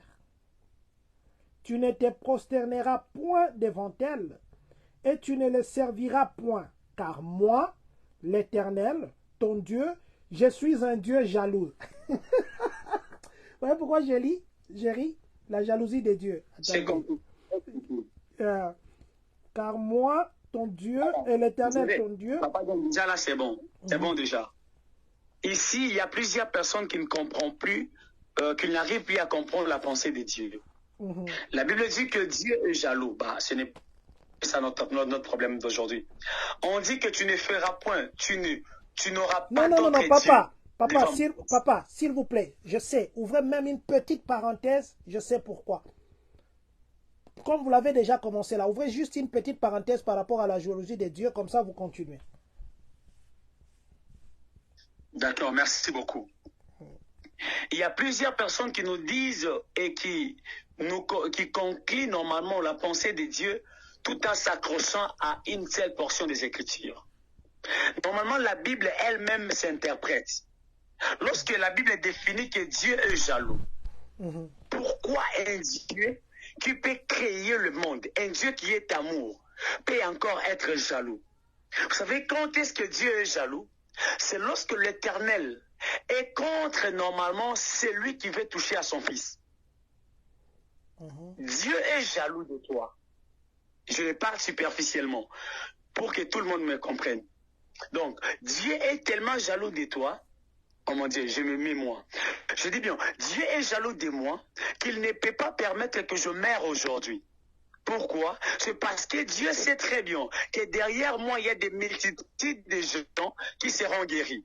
Alors, si aujourd'hui l'Éternel permettait que je meure, donc normalement, toutes ces multitudes-là seront normalement comment? La jalousie de Dieu, c'est par rapport à la promesse de Dieu, c'est par rapport à sa parole. Dieu est jaloux par rapport à ses enfants. Dieu est jaloux pour nous protéger. Donc la jalousie de Dieu nous protège. La jalousie de Dieu nous empêche au diable de mettre sa main sur nous. Parce que Dieu est tellement jaloux, il ne permet plus que le diable te touche. Dieu ne permettra plus que la maladie demeure en toi. Parce que Dieu est jaloux de toi. Donc la jalousie de Dieu n'est pas pour tuer l'homme. Mais la jalousie de Dieu, oh mon Dieu, la jalousie de Dieu c'est pour protéger l'homme. La jalousie de Dieu n'est pas simplement pour écarter l'homme de sa présence. Mais la jalousie de Dieu c'est pour Mazava à douche et que des vies. Merci Saint-Esprit. Oh mon Dieu. La jalousie de Dieu, c'est pour t'accueillir encore dans ta présence. Oui, certainement tu avais péché, ça c'est sûr. Oui, certainement tu t'étais égaré de la présence de Dieu. Oh mon Dieu. Certainement tu étais loin de sa face. Mais à cause de la jalousie, lorsque tu es revenu, il t'a pris, il t'a serré dans ses mains. La Bible est en train de dire que, oh mon Dieu, ça c'est fort. Oh mon Dieu. La Bible est en train de dire que Moïse, lors de sa mort, il y a des anges qui sont venus pour, oh mon Dieu, pour réclamer les corps de Moïse. Mais la jalousie de Dieu n'a pas permis que les mauvais anges puissent prendre les corps. Parce que la jalousie était en train de protéger. Je lève ma main droite et je prophétise que la jalousie de Dieu commence à protéger toi, ta famille et tes enfants. Amen. Amen. Amen. Celui qui a les oreilles a très bien entendu Amen. que la jalousie de Dieu n'est pas pour nous faire du mal. Et que Dieu est un vrai jaloux. Donc Dieu est trop jaloux. Amen. Amen. Voilà. Papa, je vous avais dit d'ouvrir une parenthèse. Yes. Vous nous expliquez. Tu n'auras pas d'autre Dieu devant ma face. Tu ne te feras point des images taillées, ni de représentations quelconques. Des choses qui sont dans les cieux, sur la terre, sous la terre, dans les mers et autres. Nous sommes dans les livres normalement, dans le livre normalement Pentateuque. Le livre qu'a écrit le prophète Moïse. Est-ce que vous êtes d'accord avec moi que c'est la même personne qui a écrit ces choses? L'Éternel a dit à la même personne que tu dois élever les serpents d'airain. Moïse a élevé les serpents d'airain. Les serpents d'airain produisaient la vie ou produisaient la mort. Normalement, les serpents d'airain à ce temps-là produisaient la vie. Celui qui regardait normalement les serpents d'airain avait la vie. Mais c'est Moïse qui a écrit ça. D'où vient alors le plus grand problème? Le plus grand problème vient par rapport à la foi. Le problème n'est plus l'image, mais le problème c'est la foi que l'homme a. Je n'ai jamais vu dans une église, bien que nous utilisons des colombes dans les logos des églises, je n'ai jamais vu dans une église quelqu'un se prosterner devant les corbeaux, devant la colombe. Mais quand est-ce que ça devient mal? Quand est-ce que les images normalement deviennent mal? C'est lorsque l'homme fait d'autres dieux devant la face de Dieu. Exemple, chez nous à Kin, je l'ai dit, Vous allez voir qu'il y a des églises qui sont appelées branhamistes. Ils ne sont plus des chrétiens, ils sont des branhamistes. Alors, vous allez voir qu'il y a des images qui sont là, les photos et autres. On prend la photo en question, on s'est dit que non. Lorsque nous voyons cette photo, nous sommes convaincus que cette personne-là avait Dieu. Or, nous, notre foi ne vient pas de ce qu'on voit. Notre foi vient de ce qu'on entend, mon Dieu. Donc, en d'autres termes, même lorsque nous utilisons des colombes, parce que la Bible est en train de dire qu'on a utilisé, le Saint-Esprit est descendu sous forme. Donc, nous utilisons des colombes, mais notre foi sait très bien que nous ne sommes plus basés là. La foi ne vient plus de la colombe que nous voyons, mais la foi vient de la parole que nous entendons. Donc, je peux utiliser la colombe. Je peux faire une photo avec la colombe. Ce n'est plus un problème. Le problème est attaché au niveau de la foi. Si ta foi est basée sur la colombe, disons que la colombe, c'est le Saint-Esprit. Donc, si je me prosterne devant la colombe, je me prosterne devant le Saint-Esprit. Bien aimé, c'est alors, Exode chapitre 24, chapitre 20, verset 4, doit normalement te récupérer et là, tu vas tomber. Mais si dans ta foi, dans ta pensée, tu sais que ça là, c'est juste donc c'est juste l'image que j'ai utilisée. Mais ma foi n'est pas basée là. Ma foi n'est pas là. Le plus grand problème n'est plus de faire des images. Mais le plus grand problème, c'est au verset 3, où la Bible est en train de dire, tu n'auras pas d'autre Dieu. Oui. L'image, nous pouvons avoir l'image. Nous pouvons avoir des fois, vous voyez qu'il y a des témoignages d'ailleurs qui se donnent. Papa, j'ai vu l'affiche, j'avais vu la photo, j'ai prié sur la photo, j'ai mis sur l'enfant, quelqu'un est guéri, j'ai fait ça. Le problème, c'est que si ça s'est fait une fois, là directement nous comprenons que le Saint-Esprit a agi. Mais si ça commence à se faire à plusieurs reprises, nous comprenons, ça commence peut-être à nous bouleverser un petit peu. Bien que le Saint-Esprit et Dieu sont, Dieu est le Dieu de plusieurs manières d'agir, mais pour cela, ça, nous allons un peu nous réserver un peu. Mais la plus grande mauvaise chose, c'est quoi? C'est lorsque l'homme a d'autres dieux. Quand tu prends ta photo, tu sais très bien que quand je porte la photo de frère Branham, je suis protégé contre l'esprit de la mort. Quand je porte la photo normalement de Simon Kimbangu, même si un sorcier venait, il ne me verra plus. Quand je porte normalement, le truc là, je ne sais pas encore les noms, le truc qu'on utilise chez les catholiques, vous les portez normalement, chapelet. Vous dites... on appelle ça chapelet. C'est parce que j'ai ça. Ouais. C'est parce que j'ai ça, même lorsqu'un démon viendra, il ne me verra plus. C'est de là. Normalement que tu es en train de te prosterner devant normalement des images taillées, des représentations quelconques. Quand vous allez voir qu'il y a une image, une statuette de maman Marie, ça normalement c'est l'effet de se prosterner. C'est ce que la Bible est en train normalement de refuser dans le verset 5. On dit, tu ne te prosterneras point devant elle. Et tu ne le serviras point, car l'Éternel, ton Dieu, je suis un Dieu jaloux. Oui, donc tu ne peux jamais prendre ces choses et marcher avec toi. L'Éternel, notre Dieu, même lorsque nous utilisons des colombes, nous ne marchons plus avec des colombes sur nos coups. Nous ne marchons plus avec nos colombes comme des tatouages. Nous ne marchons plus avec des colombes comme des photos. Mais nous marchons avec les colombes, la colombe qui est le Saint-Esprit dans les cœurs. La colombe est en train de marcher avec nous dans les cœurs. L'image, normalement, n'est pas ce que nous voyons l'image, mais notre foi n'est pas dans ce que l'on voit. Notre foi est attachée à ce que l'on entend. Ce que l'on entend, c'est la parole de Dieu. Donc, nous sommes basés sur la foi. Nous sommes basés sur la foi. Nous ne sommes pas basés sur des photos, ni sur des représentations quelconques. Nous sommes basés que sur la foi. Donc, la foi est très bien positionnée. Alors, même si je partais quelque part, même s'il y a une photo, ça ne me préoccupe pas, parce que je sais que ma foi est très bien positionnée. Que l'Éternel nous bénisse. Parce que je sais que ma foi est très bien positionnée, mais je sais aussi que peut-être vous avez la compréhension de dire que la colombe, je vis même dans les églises l'aigle. Vous avez vu votre photo là que je vous ai prise? Il y a un aigle derrière là, à l'église, devant là, l'altar là où Dieu doit être dans son trône. On met un aigle qui tient comme ça le monde, comme s'il prenait le monde comme ça. Je ne sais pas comment on trouve tout ça. Je vais vous dire, moi je suis un pédagogue. Nous enseignons avec les images. Avec des choses que l'enfant peut être en contact comme ça. Un enfant qui vient dans l'église, à force de voir vous représenter un pigeon comme le Saint-Esprit, dans le psychique de cet enfant, même pas seulement lui, celui qui n'est pas assis dans la parole, pour lui il dira quoi? Il va être là, il dit, cher Saint-Esprit, merci d'être là toujours en permanence. Parce que les autres, qu'est-ce qu'ils font? Les dessins là qu'ils dessinent là, ce n'est pas que... Pourquoi ils mettent ça? Ce n'est pas un décor. C'est pas un décor. C'est pour montrer aux gens qu'il y a la permanence de cette colombe-là qui est le Saint-Esprit. Et maintenant, dans l'esprit des enfants, est-ce que quand vous faites ça, prophète, pasteur, enseignant de la parole, tout ça, est-ce que vous avez déjà eu le temps de parler à vos enfants sur les images qui sont là? C'est vrai que je vois, il y a des gens qui, oh non, ils ont porté des aubes, ils ont porté des toges, ils ont porté des ceci. Là, ça on voit.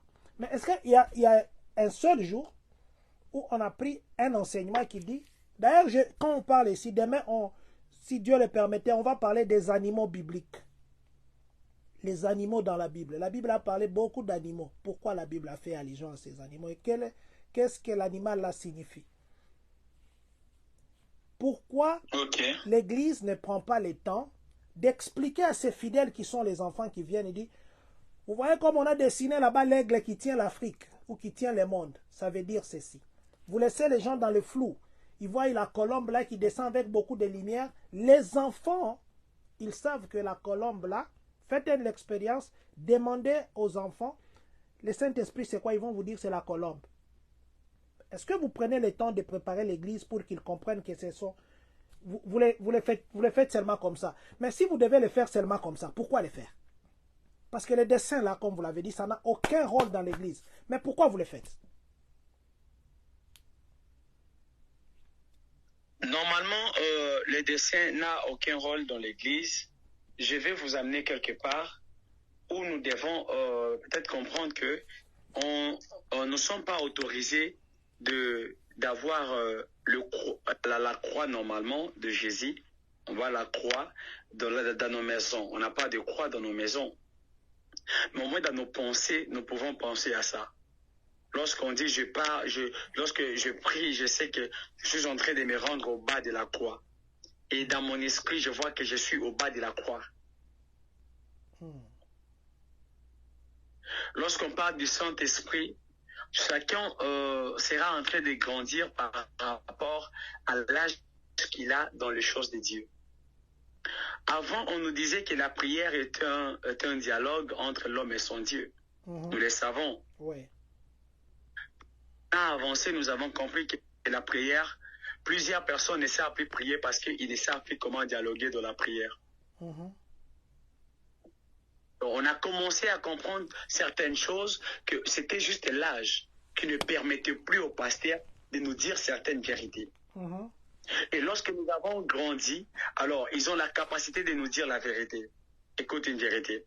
La Bible est en train de dire qu'un jour, les disciples de Jésus ont entendu Jésus parler. Je suis dans Jean chapitre 6, le verset 63. Il dit, si on peut, il dit, cette parole est dire, qui pourra l'écouter? Jean 36. Aussi longtemps que Jean chapitre 6. Le verset 63. Jean 6, 63, nous allons lire au nom du Seigneur. La parole de Dieu dit ceci. C'est l'esprit qui vivifie, la chair ne sert de rien. Le parole vraiment 60. 60 dit ceci. Plusieurs de ses disciples, après l'avoir entendu, dirent, cette parole est dure. Qui peut l'écouter? Donc les disciples ont écouté la parole. La parole était tellement dure. Ils ont dit, mais qui pourra écouter cette parole? Parce que Jésus déjà parlait trop et il ne comprenait pas. Pourquoi il ne comprenait pas? Pourquoi la parole était dure? Prenez-moi Matthieu chapitre 13, des versets 34. Matthieu 13, 34, nous lisons au nom du Seigneur. Nous sommes dans Matthieu 13, 34. La Bible nous dit ceci. Jésus dit à la foule toutes ces choses en parabole. Non, Jésus dit à la foule toutes ces choses en parabole et il ne lui parlait point sans parabole. Amen. Ah, ah. Donc tout ce que Jésus parlait, il parlait en parabole. Alors, quand Jésus a commencé à parler en parabole, même ses disciples eux-mêmes ont étonné. Et ils étaient étonnés. Ils ont dit, cette parole est dure, qui pourra l'écouter? Pourquoi? C'est parce que tu ne fais que parler en parabole, en parabole, en parabole. Donc, même Jésus a utilisé des paraboles. Donc, c'est possible pour nous qui sommes, pour les enfants, qu'on puisse normalement les parler en parabole. Lorsqu'ils seront grandis, ils auront alors un professeur qui viendra les interpréter le parabole d'autrefois. C'est ce que Jésus a fait. Jésus parlait en parabole. Il n'était pas face normalement aux hommes qui connaissaient la parole. Mais au lieu de leur expliquer la vérité, Jésus ne fait que parler de parabole, parabole, parabole. À la fin, il dit quoi? Le Saint-Esprit, celui qui viendra après moi, viendra pour vous enseigner. Est-ce que vous savez que Jésus sur la terre, il baptisait au nom du Père. Le baptême normalement était attaché au nom du Père, du Fils et du Saint-Esprit. C'était ça normalement les baptêmes que Jean-Baptiste faisait. Mais après Jésus, les disciples de Jésus ont compris que non, on ne peut jamais baptiser les gens dans ces trois dimensions. Nous devons les baptiser au nom du Seigneur Jésus-Christ. Ils ont compris que les trois personnages ne forment qu'une seule personne. Pourquoi ils ont compris ces choses après Jésus? C'est parce que le Saint-Esprit est descendu et le Saint-Esprit leur a enseigné.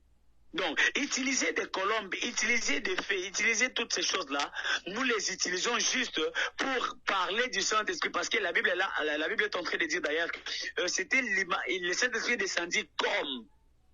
Donc, si nous utilisons cette image, c'est juste pour représenter comme, nous utilisons cette image comme le Saint-Esprit. Ce n'est pas le Saint-Esprit, mais nous les utilisons comme, juste pour annoncer les messages. Juste pour libérer un message. Voilà un peu ce que je peux vous dire. Je crois que nous avons compris la réponse du prophète. J'aurais voulu encore poser beaucoup d'autres questions parce que il faudrait qu'il y ait lumière. Le temps nous pousse. Je vous demande, à vous qui êtes connectés, le prophète Michael Toto, vous avez posé la question si vous pouviez intervenir. Sur votre Messenger, appelez. Appelez sur Messenger, appelez la communauté congolaise de Champagne-Kani. Nous vous passerons en direct. Si vous avez une question, appelez-nous, nous vous appellerons en direct. Ceux qui veulent appeler le prophète en privé, ils peuvent l'appeler au prophète. Est-ce que vous pouvez dire votre numéro? Allô, papa? Pas John. Yeah. Est-ce que vous pouvez nous rappeler votre numéro, prophète Israël? Je vais mettre le numéro du prophète dans la messagerie. Vous pouvez l'appeler sur WhatsApp. Mais ne l'appelez pas toute la nuit parce qu'il doit dormir aussi. Plus 243. 81. 31. 31. Combien? 31. 31. 68. 68. 778. 778. Voilà, j'ai mis le numéro du prophète dans la messagerie. Le prophète, vous pouvez l'appeler. S'il y a des questions ou bien il y a des choses que vous ne voulez pas publiquement que l'on puisse dire. Je vois derrière. Maman Béni Koukosama, je suis très content de vous voir connecté. Que Dieu vous bénisse. Maman, grâce de Dieu. Que Dieu vous bénisse aussi clair comme de l'eau. Voilà. Papa Israël, nous sommes en train de chuter. Je sais qu'il y a encore beaucoup de questions. Quel est le conseil que vous pouvez donner à l'Église aujourd'hui? Gardez les photos de la colombe pour limiter Dieu et les dessiner, ou bien enlever toutes ces photos? Parce que dans tout ce que vous nous avez donné comme parole, apparemment la colombe n'est descendue, on l'a vu qu'une seule fois les jours de la Pentecôte. Les quatre évangiles que vous nous avez dit ici, c'est le même jour en fait. Celui-ci a parlé de sa façon, celui-ci a parlé de sa façon, mais ils ont parlé seulement ces jours-là, parce que Dieu a des différentes façons d'agir. Qu'est-ce que vous conseillerez à ceux qui dessinent une colombe qu'on mange représentant le Saint-Esprit? Qu'est-ce que vous conseillerez à ceux qui dessinent un aigle, les mettant même devant l'altar où la chair, où Dieu jaloux doit siéger? Qu'est-ce que vous conseillerez à ceux qui appellent moto, moto, moto, moto, moto, moto. Est-ce que c'est ça appelé Saint-Esprit? Il appelait moto, moto, moto en tapant le main. Si vous devez être un conseiller aujourd'hui, qu'est-ce que vous leur direz? Merci. Si je devais être un bon conseiller, je commencerai par dire que pour ceux qui appellent moto, moto, moto, moto, le Saint-Esprit est celui qui amène les faits. Donc, c'est derrière le Saint-Esprit. C'est après avoir reçu le Saint-Esprit qu'il y a le fait qui nous accompagne. Le fait, c'est la puissance. Donc, le Saint-Esprit, lorsqu'il descend, il descend derrière le Saint-Esprit. Il y a ce qu'on appelle la puissance de Dieu, la puissance du Saint-Esprit. C'est ça le fait. Raison pour laquelle Jean-Baptiste a dit que celui qui vous baptisera après moi, il vous baptisera de l'Esprit et du fait. Donc, il va venir avec le Saint-Esprit, mais derrière cet esprit, il y aura la puissance qui doit être manifestée. Ça, c'est le premier point. La deuxième question, je répondrai facilement pour dire que pour ceux qui utilisent des images de la colombe dans les églises, l'utiliser ou encore le représenter, l'utiliser sous forme de la représentation du Saint-Esprit, pour moi, n'est pas mauvais, premièrement, mais nous devons apprendre à ceux qui sont exposés à voir ces images. Nous devons leur enseigner ce qu'est la colombe, même lorsque vous la voyez maintenant, elle n'est pas le Saint-Esprit, mais elle est l'image du Saint-Esprit. Donc, je peux être l'image de Papa John au Congo, mais je ne suis pas Papa John. Donc, c'est un peu dans ce sens-là. Donc, si vous mettez dans des affiches, si vous mettez dans les logos, dans des églises, vous devez apprendre aux gens ce qu'est l'importance ou l'impact, normalement, du corbeau, de la colombe plutôt. Voilà. La troisième question, pour ceux qui utilisent des aigles,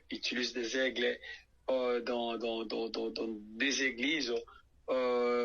Moi, je sais qu'ils ont la révélation, peut-être qu'ils savent que sur la liste normalement de 4 êtres vivants, selon Apocalypse, je crois chapitre 4,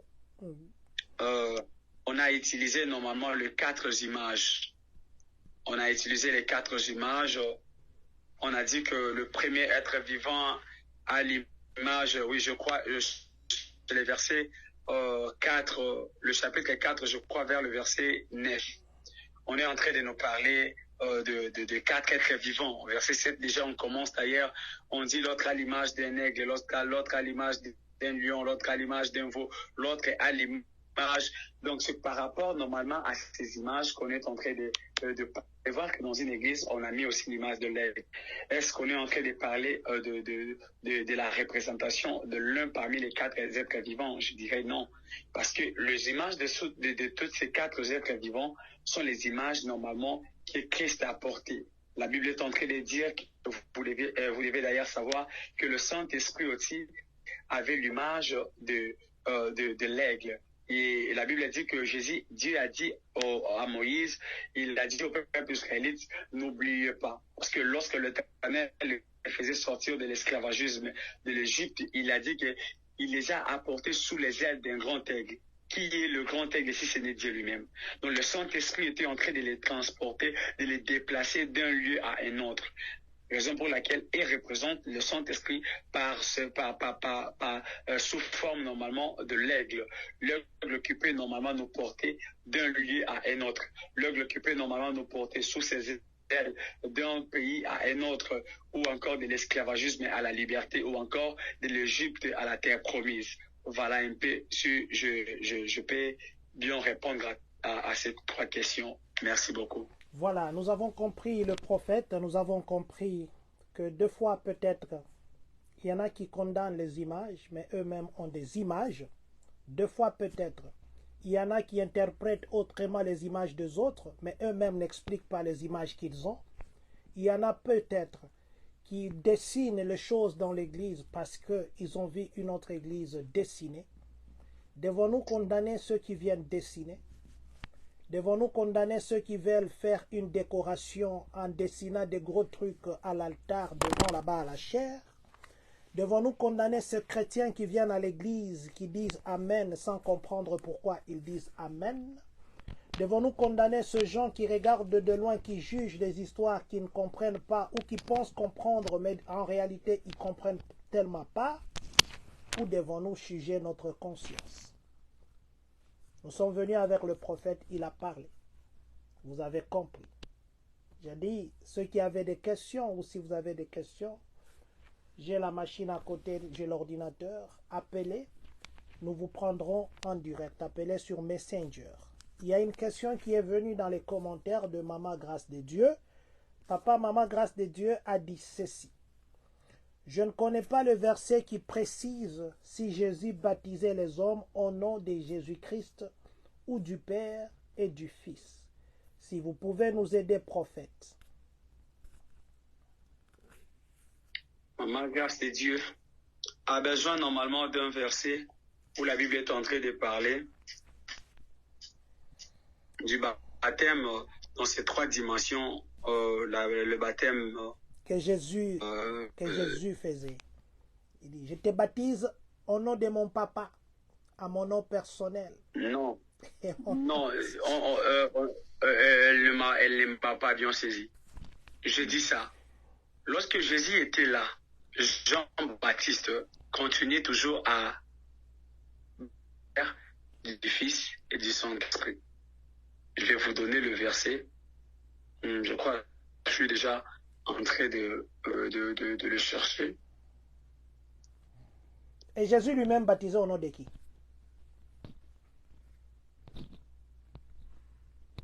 Je vais donner le verset. Je vais donner le verset, puis ça va bien nous éclairer. Le baptême, c'est notre monde. Parler du baptême, si on s'est mêlé là,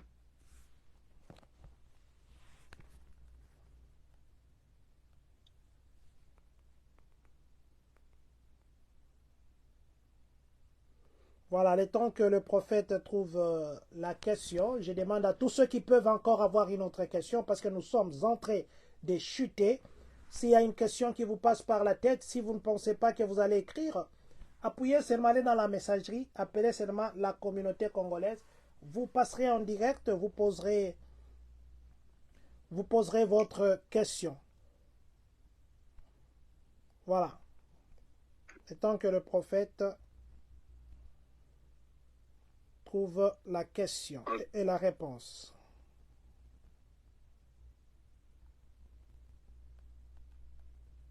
Voilà. Mais je crois qu'il y a deux versets. Il y a deux versets qui me sont venus. Acte 2, 38 et puis Matthieu 28, 19. Je vais essayer de lire ça le temps que le prophète puisse trouver. Je suis dans Matthieu. Je suis dans Matthieu 28, 19. Et puis je vais partir dans Acte 2, 38. Matthieu 28, 19. La parole de Dieu nous dit ceci. Allez, faites toutes les nations des disciples, les baptisant au nom du Père, du Fils et du Saint-Esprit. Là, nous sommes dans Matthieu. Okay. Acte des apôtres. Qui a dit ça? Pardon. Qui a dit ça? Jésus. C'est lui qui a parlé. C'est Jésus lui-même. Oui. Il a dit, baptisez-les au nom du Père, du Fils et du Saint-Esprit. D'accord. Allez-y alors. Nous allons maintenant dans Actes des apôtres 2, 38. Actes des apôtres. Viens ici, Actes, ne te cache pas. 2, 38, nous lisons au nom du Seigneur. La Bible nous dit ceci. Pierre leur dit, répondez-vous et que chacun de vous soit baptisé au nom de Jésus-Christ pour le pardon de vos péchés et vous recevrez le don du Saint-Esprit. Gloire à Dieu, c'est les versets que je cherchais.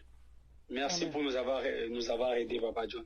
Amen, Papa. Vous avez directement répondu. Vous voyez que Jésus a parlé normalement de baptême. Et quand il enseignait, en ce qui concernait les baptêmes, il leur a dit, vous devez baptiser au nom du Père, du Fils et du Saint-Esprit. Mais lorsque Pierre lui arrive, c'est Jean ou Pierre? Pierre. Pierre, oui. Lorsque Pierre arrive, il comprend directement qu'il n'est plus question de baptiser dans ces trois personnages. C'est possible que nous puissions baptiser dans les noms de Jésus. Et c'est ce que nous faisons jusqu'à nos jours. Vous voyez? Donc, Christ a commencé. Donc, normalement, si on veut très bien le dire, on doit dire que quand Christ est baptisé, lui baptisé au nom du Père, du Fils et du Saint-Esprit. Mais quand Pierre est arrivé, Pierre lui a baptisé qu'au nom de Jésus. C'est la contradiction? Non, c'est pas la contradiction. C'est juste que Pierre a compris la révélation. Pierre a compris que même lorsque Jésus baptisé au nom du Père, du Fils et du Saint-Esprit, c'était toujours un langage codé. C'était toujours le parabole. Alors, celui qui devait interpréter ces paraboles devait être un Aaron attaché à Moïse. Or, l'Aaron de nos jours, c'est celui qu'on appelle le Saint-Esprit. Lorsque le Saint-Esprit est venu, il lui a affirmé que normalement, c'est lui qui doit être baptisé qu'au nom du Seigneur Jésus-Christ lui-même. C'est tout. Voilà, je crois que Maman Grâce de Dieu, vous avez trouvé la réponse. Nous avions un sujet que nous devions parler sur l'huile. L'huile, je n'ai pas oublié. Je crois que l'huile, ça me demandera de prendre une autre bouche, la bouche catholique, que j'amènerai. Donc j'attends la confirmation. Sinon, je parlerai avec ma petite connaissance. Demain, je crois nous parlerons des animaux de la Bible. Pourquoi Dieu devait choisir les animaux et puis il nous interdit de manger les animaux qui ont des griffes. Mais aujourd'hui, on mange les chats, on mange le chien, on mange. Le verset parle de comment nous devons baptiser, mais pas de comment Jésus baptisait. Jésus m'aidera à comprendre. Voilà, papa. Maman Grâce de Dieu dit ceci. Le verset que nous avons donné nous dit comment nous devons baptiser. Mais pas comment Jésus lui-même baptisait. Elle veut savoir comment Jésus lui-même baptisait. Il disait, je vous baptise au nom du Père, du Fils et du Saint-Esprit. Réponds à cette question. Déjà, la Bible est en train de dire ça. Un jour, il y a les disciples, normalement, de Jean-Baptiste. Non, c'était les disciples de Jésus qui sont venus dire à Jésus. Les disciples de Jean-Baptiste, c'est en Matthieu, dans les livres de Matthieu. Ils ont dit, les disciples de Jean-Baptiste, et ils mangent, ils ne mangent pas, ils jeûnent, ils ne boivent pas. Ils sont baptisés. Mais nous alors, attends, je donne le passage. Je donne le passage pour nous éclaircir. Voilà. Matthieu. Le prophète est en train de chercher le passage, mais je nous dis déjà que nous sommes en train de chuter. Normalement, on devait déjà terminer. Je nous rappelle encore, je vais mettre un lien, je nous prie, à nous qui sommes connectés. Vous savez, si vous partagez à 2-3 personnes, tout ce que je nous demande, abonnez-vous à cette chaîne-là. Ça s'appelle 2CM. Tout ce que nous faisons sur Facebook, nous le mettons sur YouTube. Les YouTube, ça s'appelle DCM. D, ça veut dire développement. M, C, ça veut dire C. Et puis M, moi. Le développement, ce moi. Donc, tout commence par toi. Si tu prends une décision, tout peut changer. Voilà, je vais mettre encore les liens des directs que nous avons fait hier. Vous allez voir la chaîne là-bas. Tout ce que nous vous demandons, c'est de vous abonner. Un exercice très facile. Et ça va nous aider. Je vais mettre le direct d'hier. Je vais le mettre comme ça. Vous pouvez regarder ce que nous avions fait hier. Il y a une personne qui venait de s'abonner encore. Très bien, merci beaucoup. Nous avons besoin de 51 personnes. Partagez avec 10 personnes. Vous avez 20 personnes ici si vous partagez seulement avec Jody ici. Jody, d'Inayama. L'autre fois, je t'avais dit de rester, mon frère. Tu m'as fui. C'était passé l'autre fois. C'était passé. Aujourd'hui, je ne dirai rien. Le temps juste que les prophètes... Je viens de partager un lien YouTube tout de suite là. Si vous pouvez vous abonner ou demander aux gens de s'abonner, ça sera bon. Nous ne parlons que de choses très importantes. Nous touchons à tout. Hein. La vie aux États-Unis, comment répondre à telle question, comment faire ceci. Et s'il y a des questions qui nous viennent du côté de la Bible, nous appelons un serviteur de Dieu pour venir nous parler. Si vous pensez aussi que vous avez des dons, vous avez des choses, Mama Bibiche Tanzia, je crois que vous vendez l'aloe vera. Mama Bibiche Tanzia, vous êtes en ligne, à moins que je me trompe. Si vous pensez que nous pouvons aussi parler de vos produits, aloe vera, ainsi de suite, faites-nous signe. Tout ce que nous vous demanderons, c'est votre temps, votre disponibilité. C'est fini, c'est ça notre condition. Les jours que nous vous disons, faisons un direct, soyez seulement disponible, c'est tout. Il n'y a pas d'autre chose.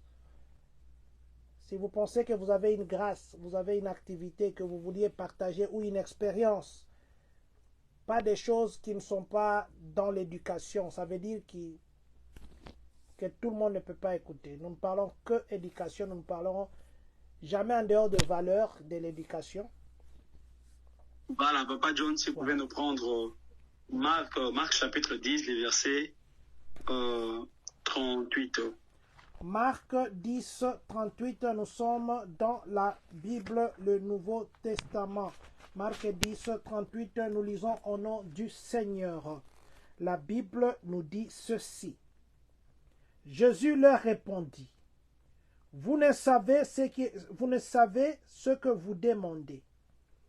Pouvez-vous boire la coupe que je dois boire ou être baptisé du baptême dont je dois être baptisé? Nous le pouvons, dire-t-il. Oui. Ici, là, on est entre les versets que je suis en train de chercher là et un peu le temps. Dès que je finis, je vais vous balancer. Maman, je vais écrire juste sur les lives.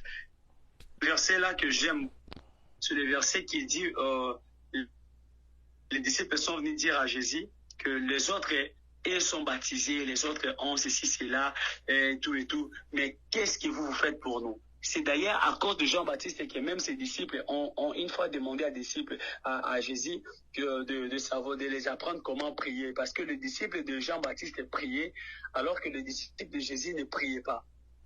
Et c'est à cause de Jean-Baptiste que les disciples de Jésus ont demandé à Jésus de leur dire, apprends-nous aussi à prier, comme Jean-Baptiste les a appris aussi à ses disciples.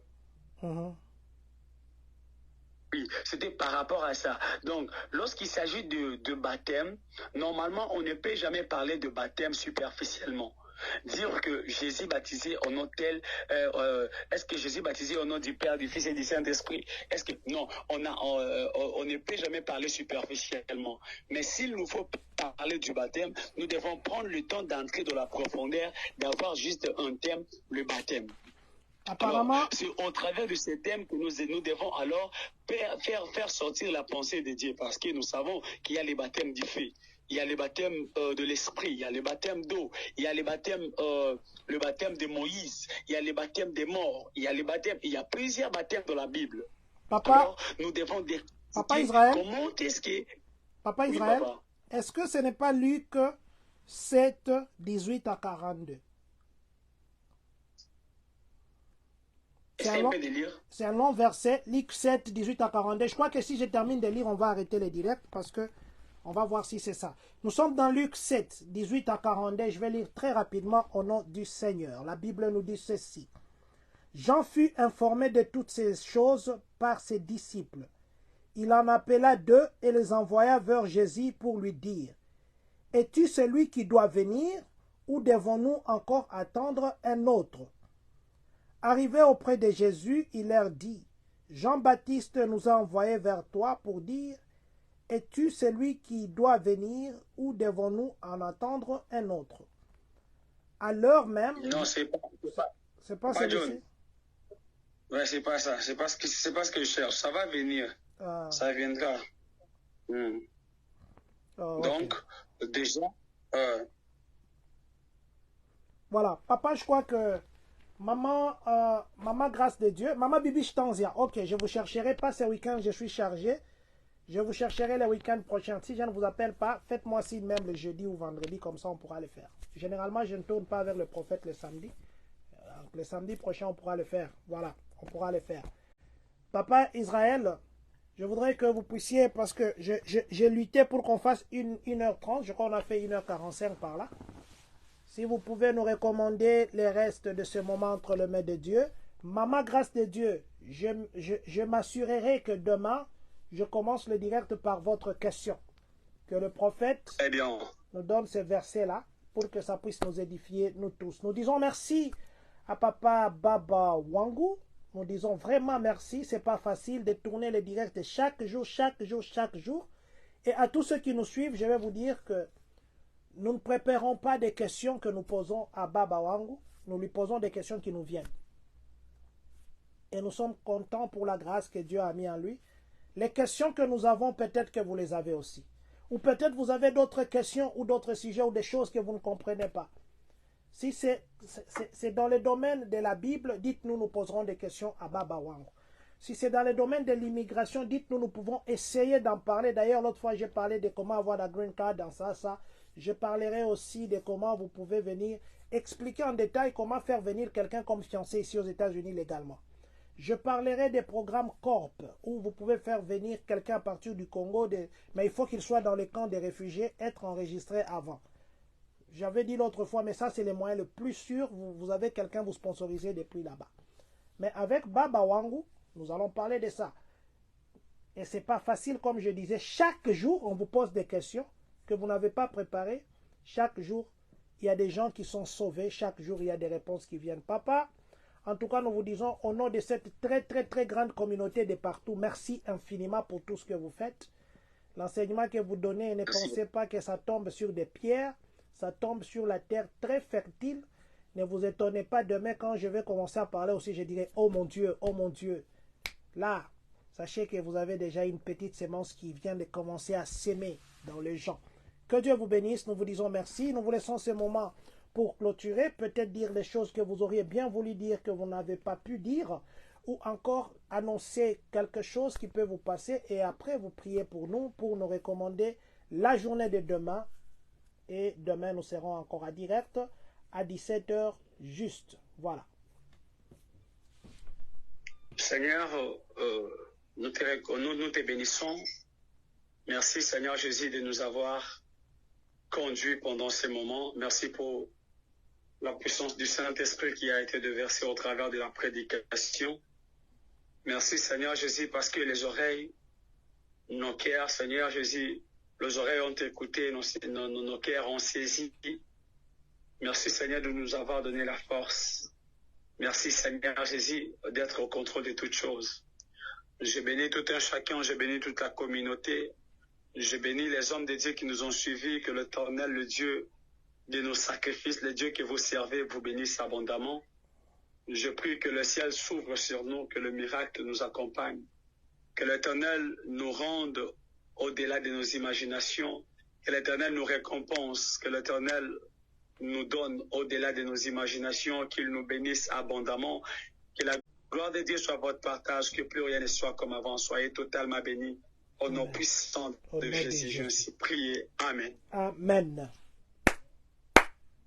Papa, rappelez aussi votre numéro, comme ça je vais clôturer là-bas. Pour ceux qui veulent nous appeler, le numéro est le plus 243 81 31 68 778. Plus 283. Plus 243. Plus 281 31 68 778. Voilà. Merci beaucoup, Si Baba Wangu. Wangu. C'était avec Baba Wangu. Nous nous donnons rendez-vous demain à 17h. Juste que Dieu nous bénisse.